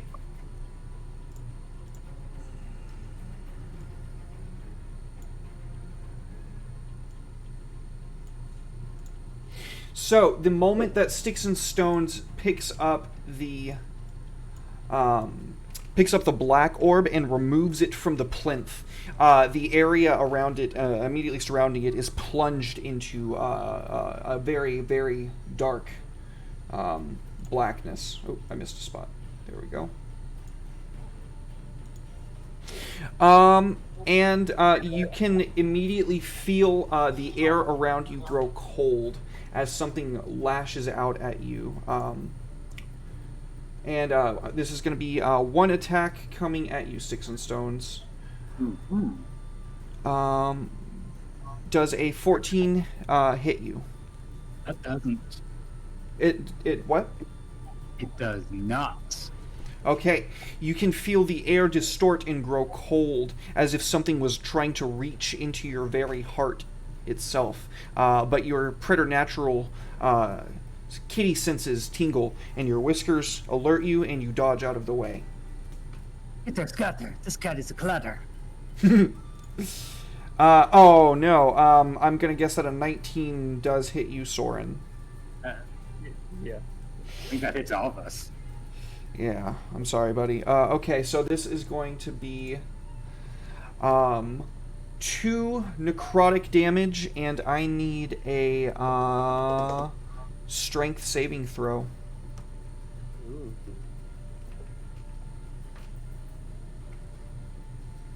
This is not gonna be fun. Oh, 17. That is a success. You can feel as if it barely just swipes against your back. These cold, like, not claws, but just icy fingers raking down your spine.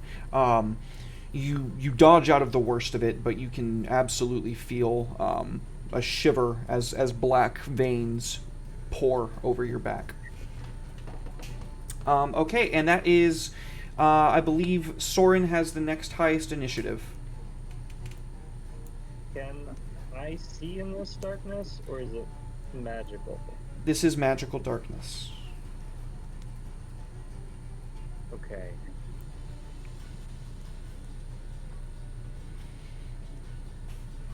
I don't know where any of that was. I'm going to attempt to find the plinth that had the gold orb.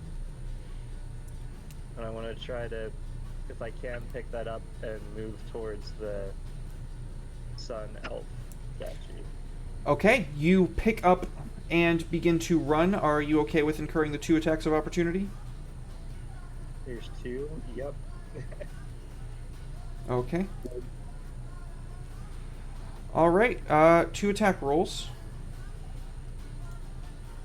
Another 14 and a 16. 14 misses, 16 hits.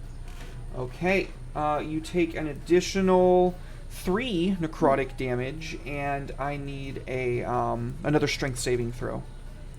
8. Oof. At least it happened to you, if I'm being honest. Oh, shit!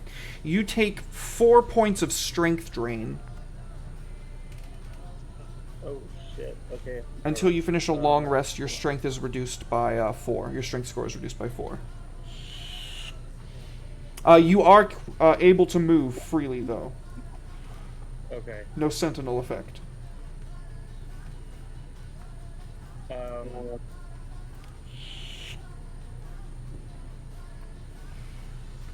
As my reaction, I'm going to use the D4 of healing Okay. for 4 hit points back. Nice. And I'm going to continue moving towards the statue. Yeah, I think you should make that this round, right? Let's pull out the little yardstick. You were right here. Yeah, you can make it right there. You're diagonal from it. Let's see. You free action pick up the orb, movement, and then used a reaction. So you still have your action, if I'm not mistaken. Okay, can I use that to put the golden orb in the hand of the statue? Yes, you can. Okay, I'll do that, and then I'll call out.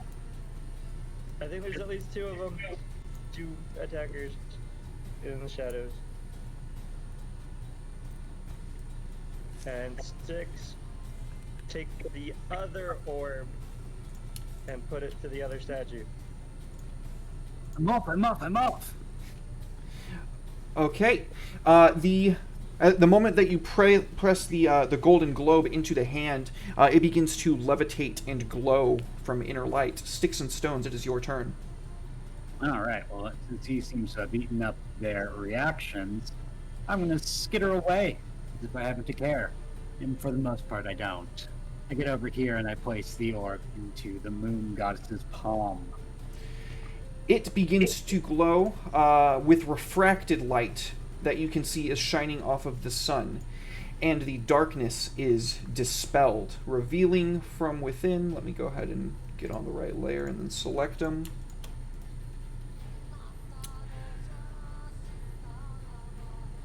Actually, from where you're at, you guys can't see it. Sorry. What? I don't think. Well, no, I'd say. Well, let's see. Yeah, I'd say you could probably see that. You can't see it in the material plane. However, where you can see it is in the mirrors itself. Two inanimate shadows are staring you all down without visages.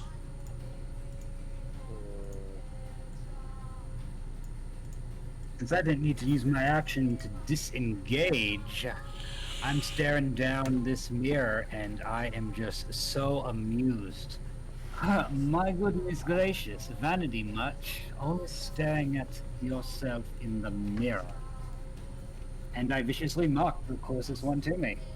Okay. These wisdom save. I just realized I moved these guys to the map layer. I'm sorry. Give me 1 second. I've LOL. done that times.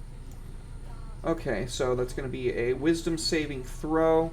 That is going to be a 12. Well, does not succeed. I've got 13. It All takes right. 4 damage, disadvantage on its next attack. All right. You can see your words. Actually, I like it when players describe their magic to me. What does it look like when you use Vicious Mockery? I'm just running my mouth as furiously and with as much cruel intention as I can manage.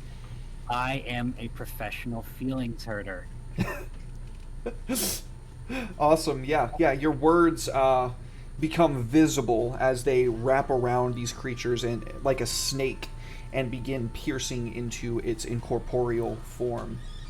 I believe that is the top of the turn order, if I'm not mistaken.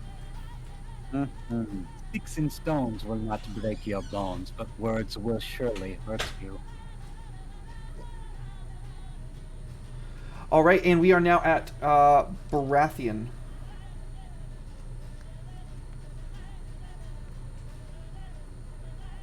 Oh, I guess I'm just gonna go up and try and whack one of the guys.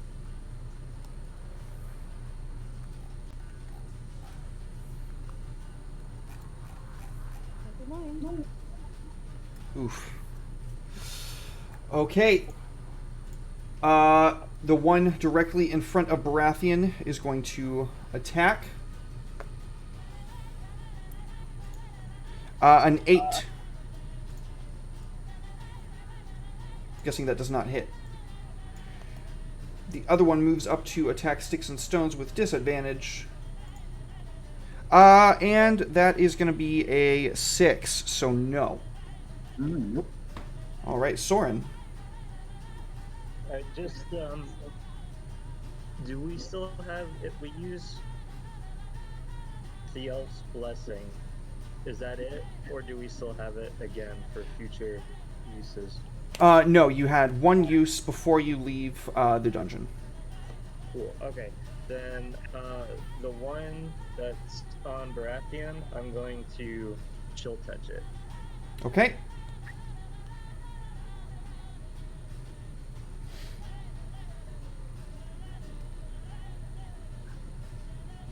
Well, 12 is its armor class.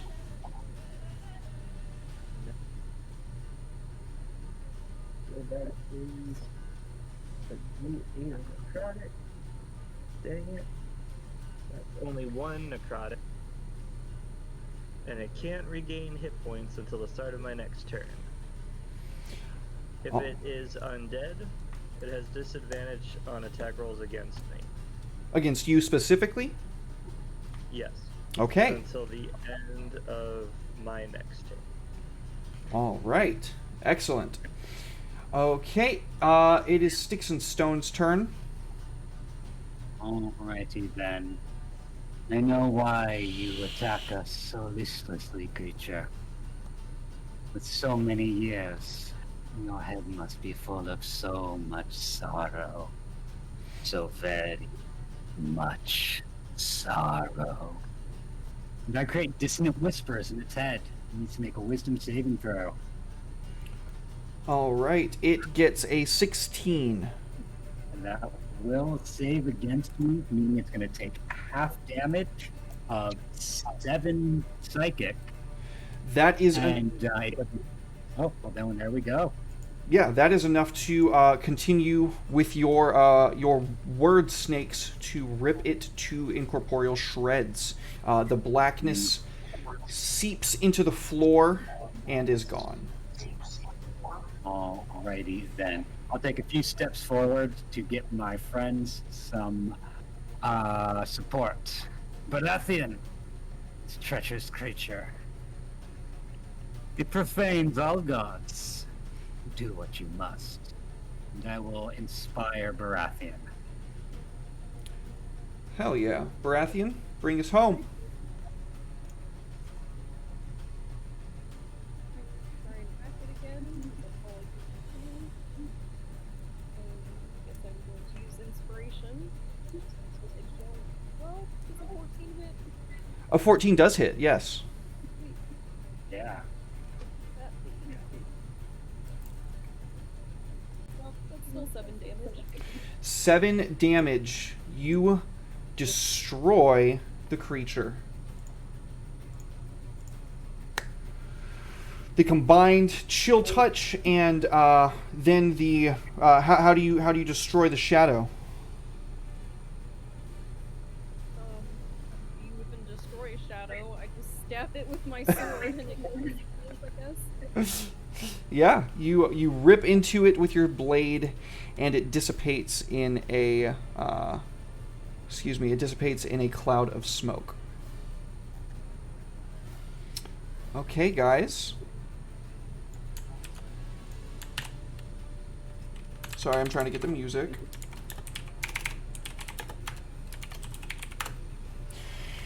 With the shadows destroyed, the orbs in place, they are now shining their light on the black central orb, and in the middle you can see this. Where'd it go? You can see this mirror lower by means of a magic force beyond it. Soundlessly, it slides into the ground beneath, revealing the area beyond.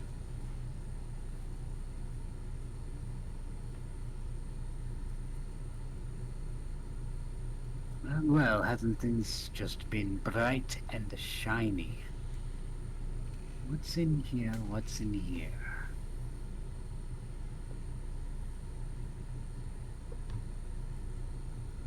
I see 6 alcoves. They're very suspicious looking. Yeah, so I just wanted to give everybody a chance. So what you can see in the room beyond is, as you said, 6 alcoves and a large stone door, a large stone double door beyond.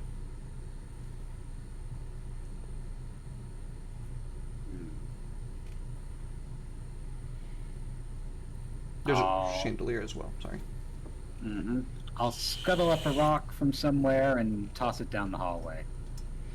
It lands in the center of the room with a clack, clack, clack.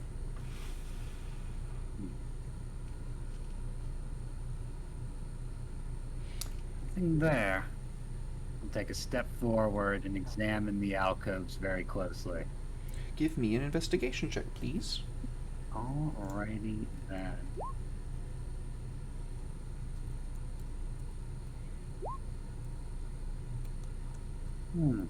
I might have been overthinking things.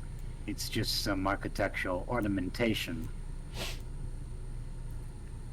As you get closer to the center of the room, you can see that there's a slight depression immediately in the ground before you, but it could just be old age. There's a depression. It's a little bit obvious. All right. Who's next?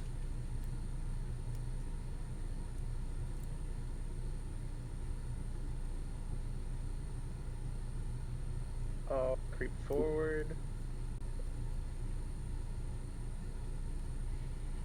And do I see the depression? Oh yeah, it's plain as day. It looks like a small little like step down and then a step back up on the opposite side.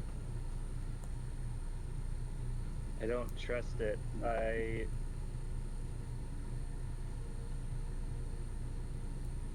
try Mage Hand. On the depression? It is firm I'm beneath the pushing. mage hand. Sorry, you were cutting in and out. I couldn't hear. I didn't know you were talking. What did you say, bud? Oh no, I was just thinking. I was like, well, it might take more than just pressing on it to, if there is a pit. But I don't like it. All right, Baratheon.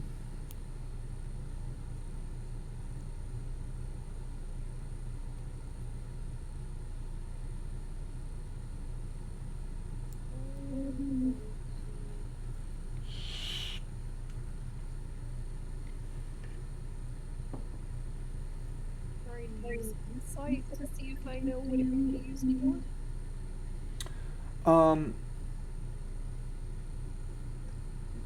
Okay.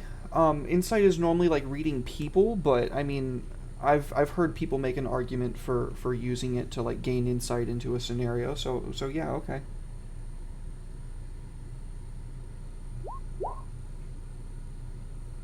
Hey, these dice really hate me. Yeah, I'm sorry.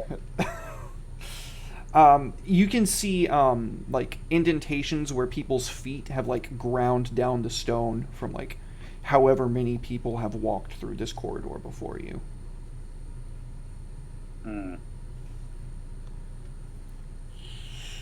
This may very well be the worst trap within a trap master's arsenal. Overthinking it. And I step inside. Okay. You still have 10 feet of movement? No, 20 feet of movement? Yep. What can you do? I step on the depression. Okay. I am going to give you a perception check before you do so. Righty then. So kind of you. 4. Oof, I'm sorry. Sorry. Give me a dexterity saving throw, please. Those, however, Garble garble Oh my god. are in hell. Oh my god. A swinging axe comes down from this corridor, this little alcove, and hits you straight in the gut, dealing 7 damage. And swings back and resets itself on the opposite side. At the same time, you can hear a coming from behind you, and the sound of, and both Baratheon and Soren can see the pit right in front of them open up for about a good 6 seconds and then close. Told you I didn't like it. Ah, I once heard a story about vampires. Can I try and use... Could I have tried and use one of my javelins to stop the thing from closing? Yeah, you could try to do that. If somebody fell down there, is that what you're asking? Well, no, I just want to stop the thing that opened up from closing to see what's down there. Sure, yeah, make a dexterity check. 15? You can see a 20-foot shaft down to the bottom where a good 2 skeletons share a final resting place. Oh, I was just curious if it led anywhere. I believe we skipped Alas, poor Soren. Yorick. Alas, poor Yorick. I believe we skipped Soren. Can we get around the pit? Yes. Or without having to jump? No. Okay, this is gonna be fun. Unless you have a spell that you know. I could throw you across. That might work better. But then you might throw me into the blades of death. What do I got?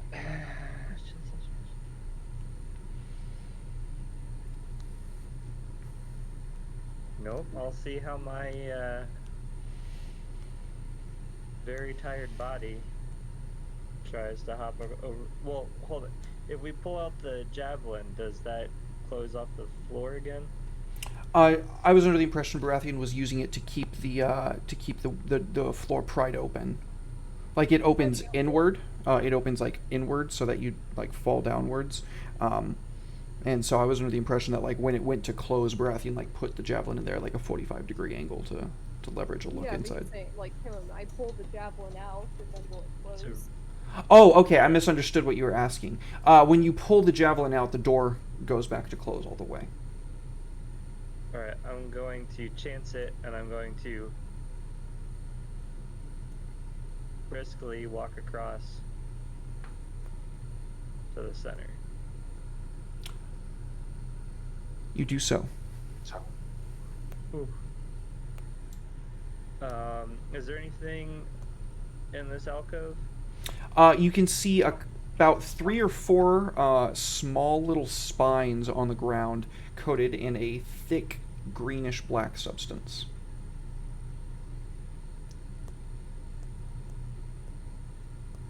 Can I mage hand pick that up? Yeah, absolutely. And I don't think I really have a way to identify these right now, but I'd like to grab them and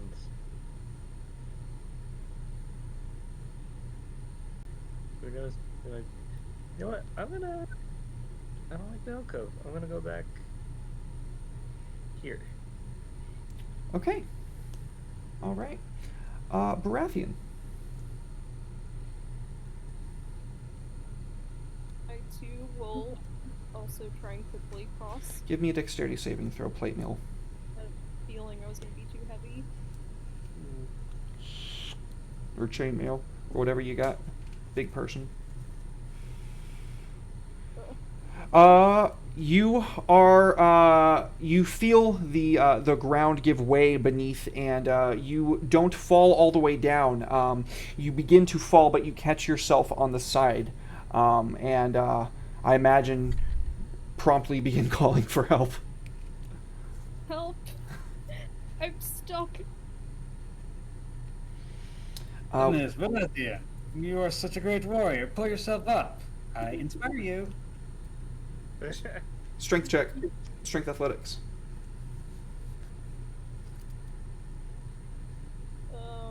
That's 11. 11. D6. Yeah, add the d6.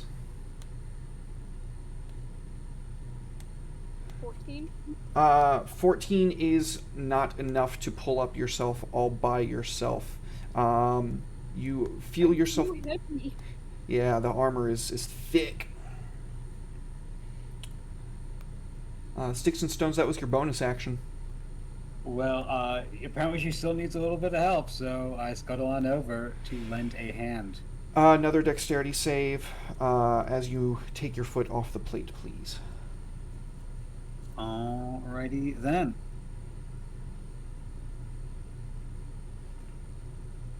Oops, that's not a dexterity save.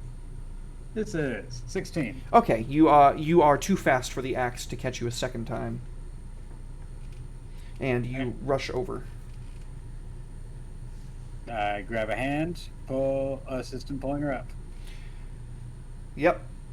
With the help of sticks and stones, Baratheon, you feel yourself be hefted out of the pit and rolling over onto your back, grateful to not join the skeletons. Thank you, my friend, I say as I place my hand on your arm and use lay on hands to give you some of your health back. And let me see how it works. You have 5 points right now. But, I mean, so I can give him up to 5 health points? Yep, you can give him as many of them as you want. How many did you lose? I lost 7. Oh. You know what? Take my health potion, friend. Certainly. Glug glug. Okay, 2d4 plus 2. 15 of 4. Oof. Off. That sucks. Man, the rolls are against us tonight, guys. I'm sorry. Yeah. Even with physical dice, I haven't been doing great. Ugh. Sorry, I may have drank a little bit of that potion myself earlier. Just a taste. Well, I was now Ulin could only afford the cheap stuff for the party. now that I'm fully in the understanding that this isn't a Curse of Strahd moment, It's I not. go around the very obvious stepping stone. It's not. I'm trying to practice the door. Yep. Yeah, I'm not a dick. The door is heavy, but it is not trapped. All right. Yep. I push the door open. Right. You reveal the doorway, or you reveal the room beyond. Oops, that's the hide tool. I need the reveal tool. Feel to me. Why didn't that reveal? I do that all the time on Roll20. Oh, yeah. Okay. Before you, in this room, stands a large golden statue of the lost hero.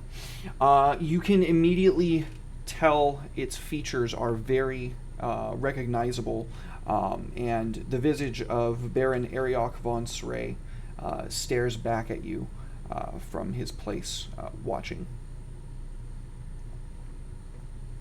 So you're this old world hero, huh? Pleasure to meet you. Just to be clear, it wasn't actually him, it was the statue, just to be clear. I might have said that weird. He's talking to the statue, yes. Okay. Can I get perception checks from everybody, please? Certainly.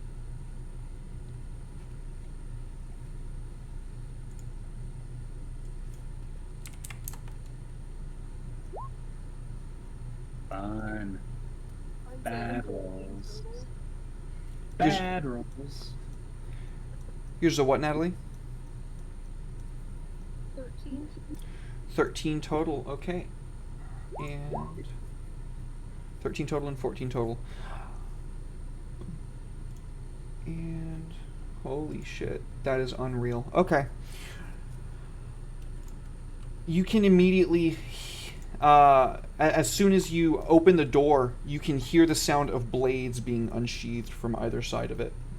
I'm looking for a guy. Where's my guy? There's my guy. Boop. And let's go ahead and roll into initiative, guys. Ooh. Above a 10 total.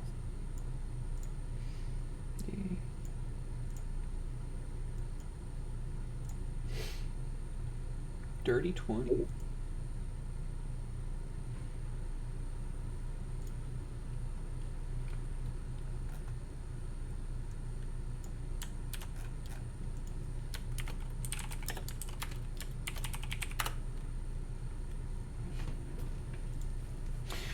Okay, you can see sticks and stones from where you are standing.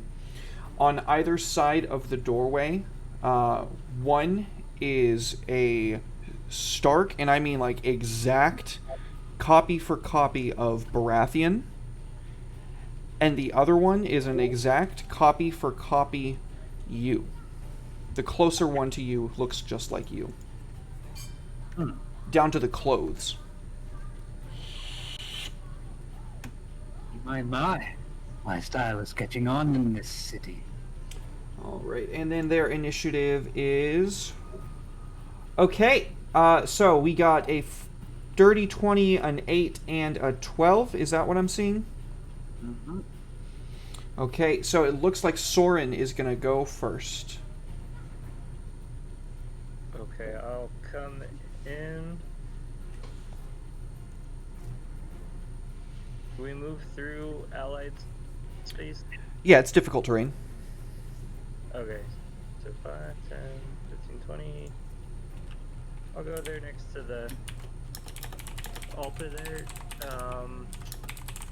If I investigate the altar, is that an action?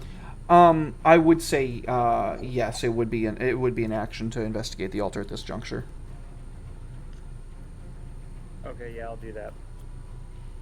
Okay. 15. You got a 15? 1-3. 1-3.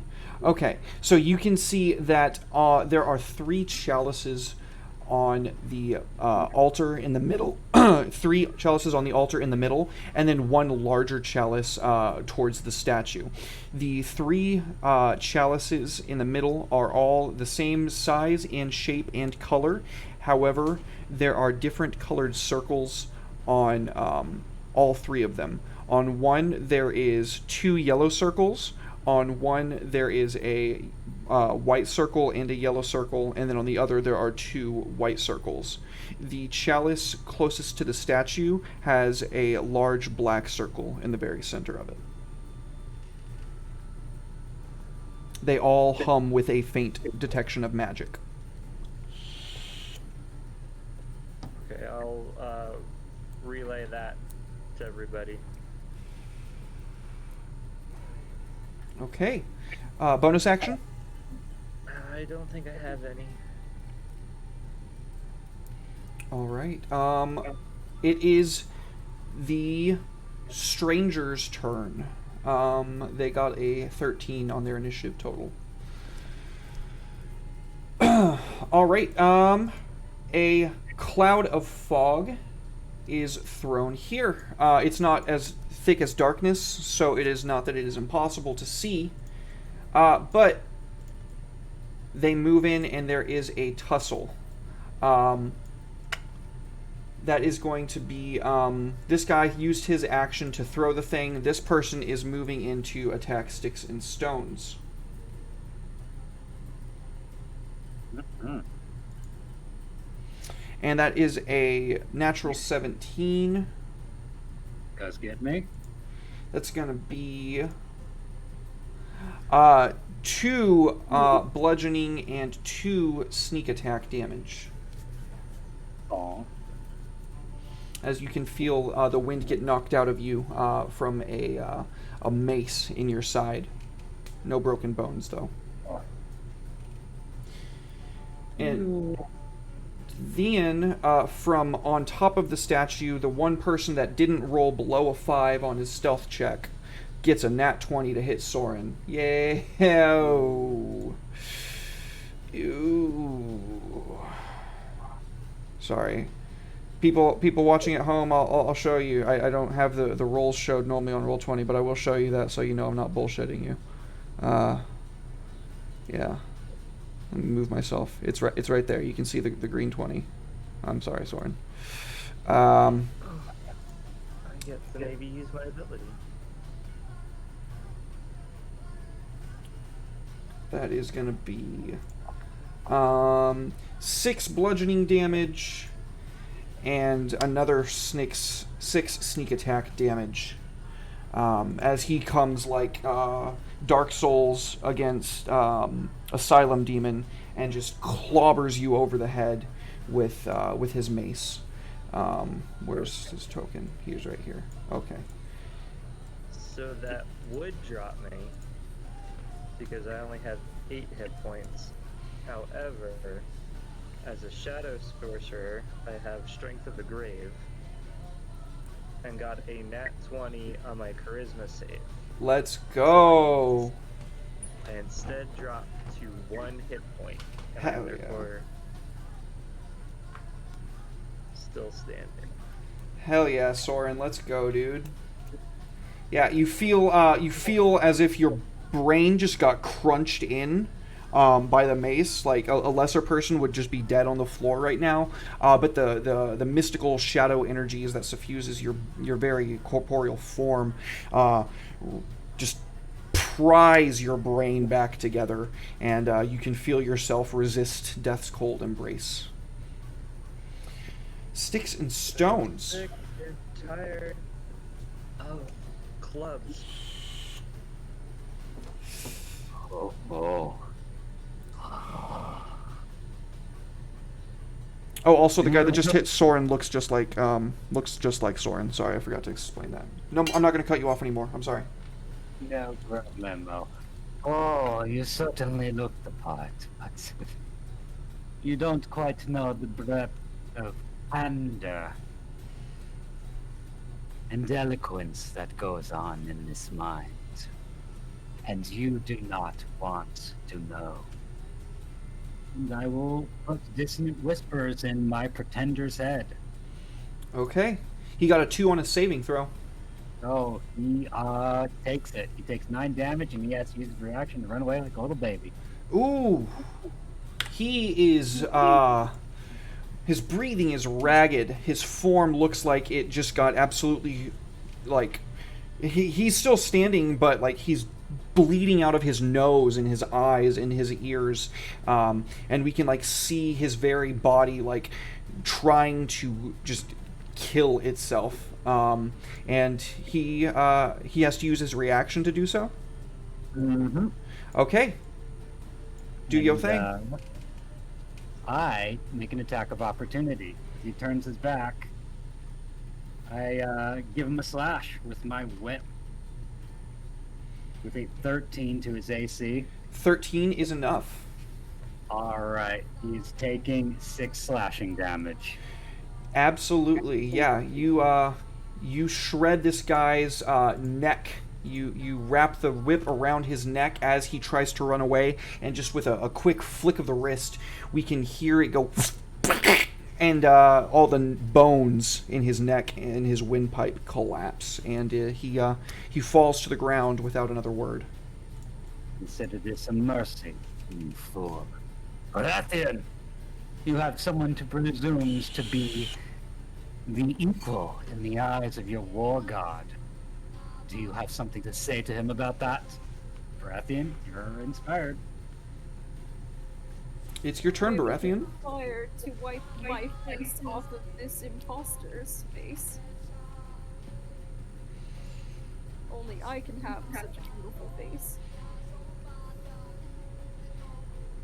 That's gonna be a 21 to hit. Absolutely. 8 damage. 8 damage. You quickly lash out with one hand in your blade and the other on your shield, and you lop off one of this creature's arms that he was trying to defend himself with. As it falls to the ground, the gauntlet that's over it begins to like spill away like it's smoke, and the hand that is still remaining is this mottled gray flesh, the veins shifting in and out and the bones cracking back into position to reveal an arm much smaller than Baratheon's. Would it be an action to try and hide? Yes. Okay. Yeah, only rogues can hide as a bonus action. Is there anything else you want to do, Baratheon? No, I don't have any bonus actions. Okay, Soren. I stared shadowy daggers at my clone. And as much as I want to do this, probably not going to hit, so I am just going to drink my potion I count that as a bonus action in my when I run. Well, the bonus action, I'm drinking that. Okay.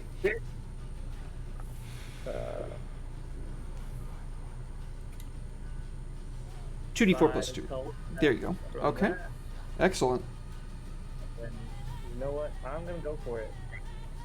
I'm gonna try to witch bolt my clone, and I know that's a disadvantage because I'm in melee with it. Okay.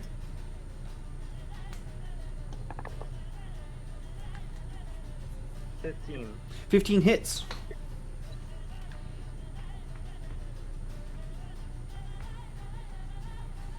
For necrotic. For whatever lightning. witch bolt. Yeah. Point blank, you whip your quarterstaff up. You use a quarterstaff, right? And twirl it around, slam it into the ground, and just point blank blasting this guy with electricity, linking you to him. Okay, and it is the other two guys' turn. The one that is currently taking the witch bolt is going to attempt to retaliate. He gets a... What's that? I thought you said something. He gets a 15. Yeah, it hits. He deals 2 damage. No sneak attack. Okay. 15 on the concentration check. Pass. This other... Oh, but I... What's oh, up? wait, never mind. What's I up? forgot I healed my... You did heal. Yeah, you took your potion. Yeah, so... How much did I get hit for? 2? 2. Cool. Alright. All right. The other one is going to be swinging for Baratheon. He gets a 15.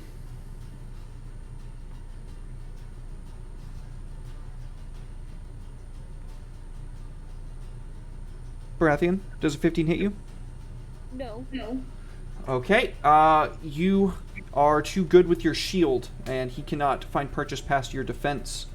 That takes us to Sticks and Stones. Alrighty then. Well, it is a proper duel that we are looking for. I will indulge.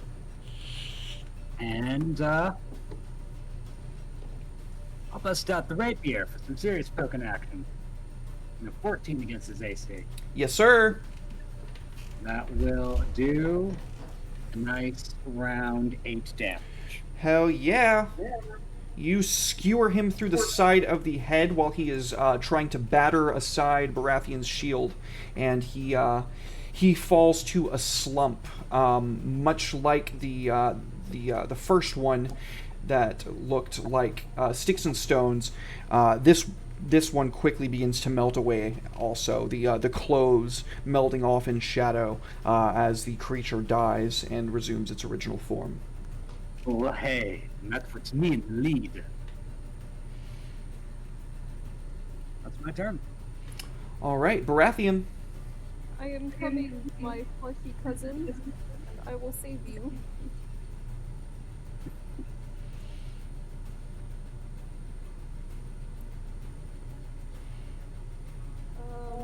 Does a 13 hit?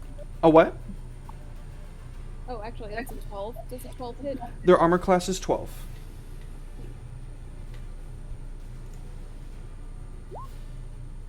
That's gonna be 7 damage. 7 damage. That is enough to fell the beast. How do you kill the last one?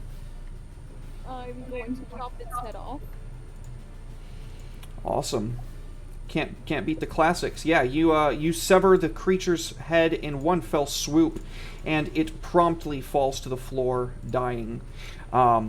Without another word, it begins to molt its form, and I will go ahead and post into the actual the Discord what you guys see. Mm-hmm.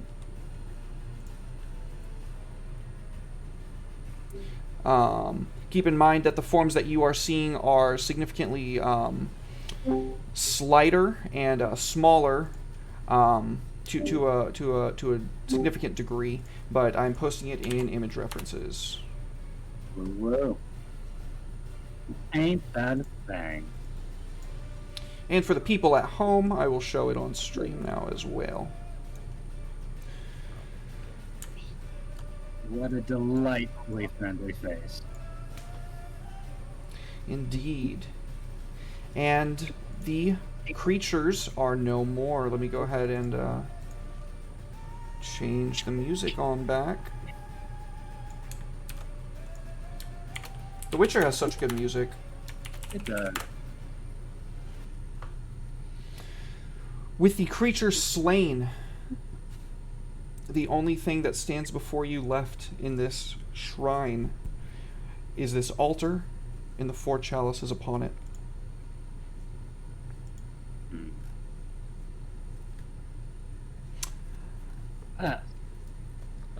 Quick question for Soren.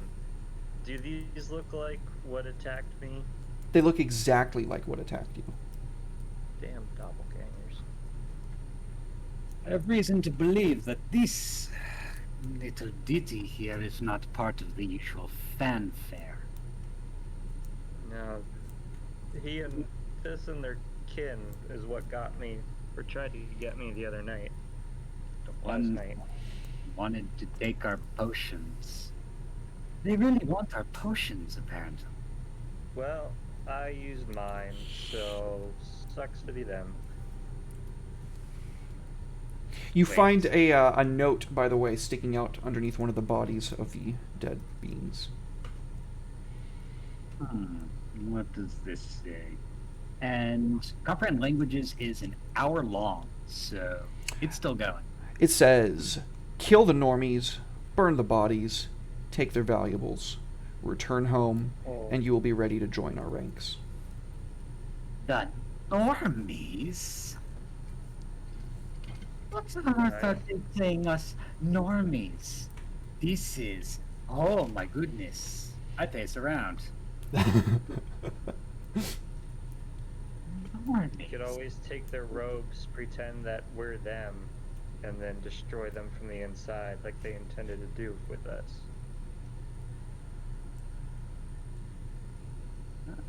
Could work until we have to stop Ship him. back.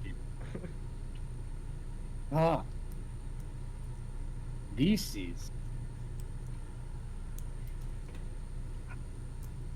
Let Do us they read. have any stuff? They Yeah. all had maces. Their clothes themselves did not provide any additional protection, hence the armor class 12. Yeah, that's all they had on them. One of them had that note. Mhm. Alright. Well, I guess now we look at this fable. Yes, we shall revisit the question of these interlopers as we do whatever it is we're supposed to do here. So I will Small. explain it again if you need me to. Oh yes, I basically forgotten it. Yeah, it's okay. It happened at the start of combat. So there are 4 chalices, 1 large one that stands right here next to the statue, and then 3 small ones that stand right here. The 3 small ones are all identical, except for the fact that one of them has 2 gold circles on either side of it, one of them has 2 silver circles on either side of it, and one of them has a gold and a silver circle in the middle. Or on either side of it. And then the large chalice has a black stone set in the center of it. Are they empty, or is there anything inside them? The small chalices are empty. The large chalice, when you look inside of it, it looks like you're just peering straight into like the black void of space without the stars. Is there anything on the statue? Other than some discernible materials, there is only an inscription that says, to walk the path of the hero is to accept life in both paths.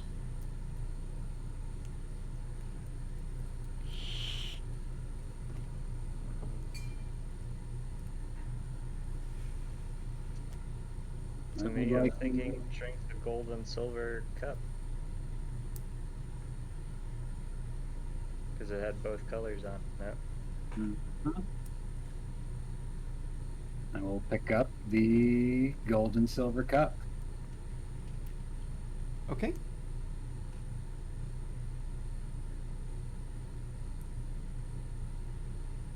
It, I'll dip it into the larger chalice to fill it.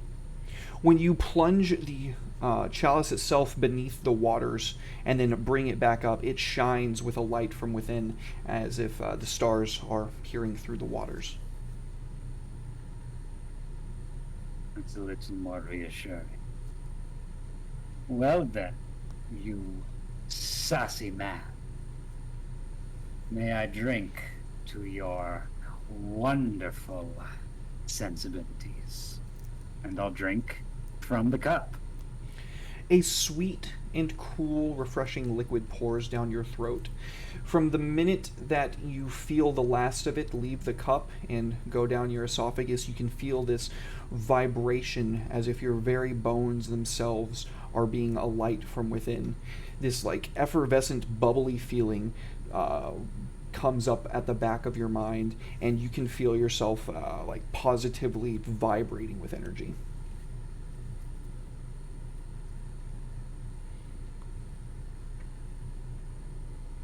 Soren and Baratheon, from where you're standing, Sticks and Stones begins to glow.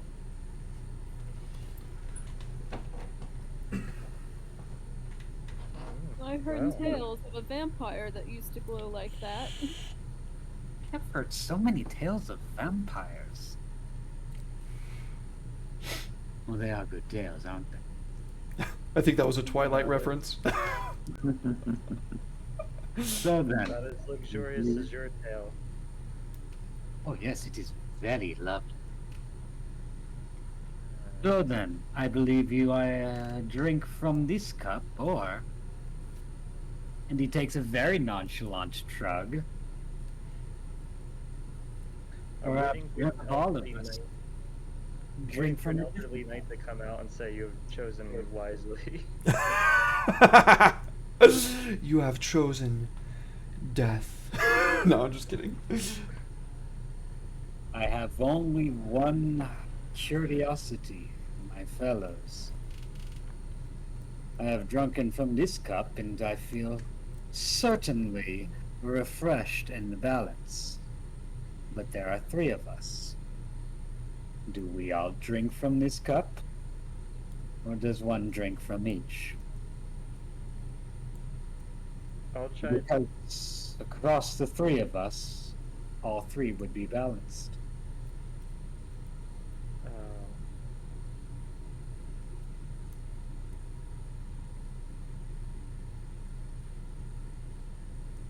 I'll try drinking from the same cup.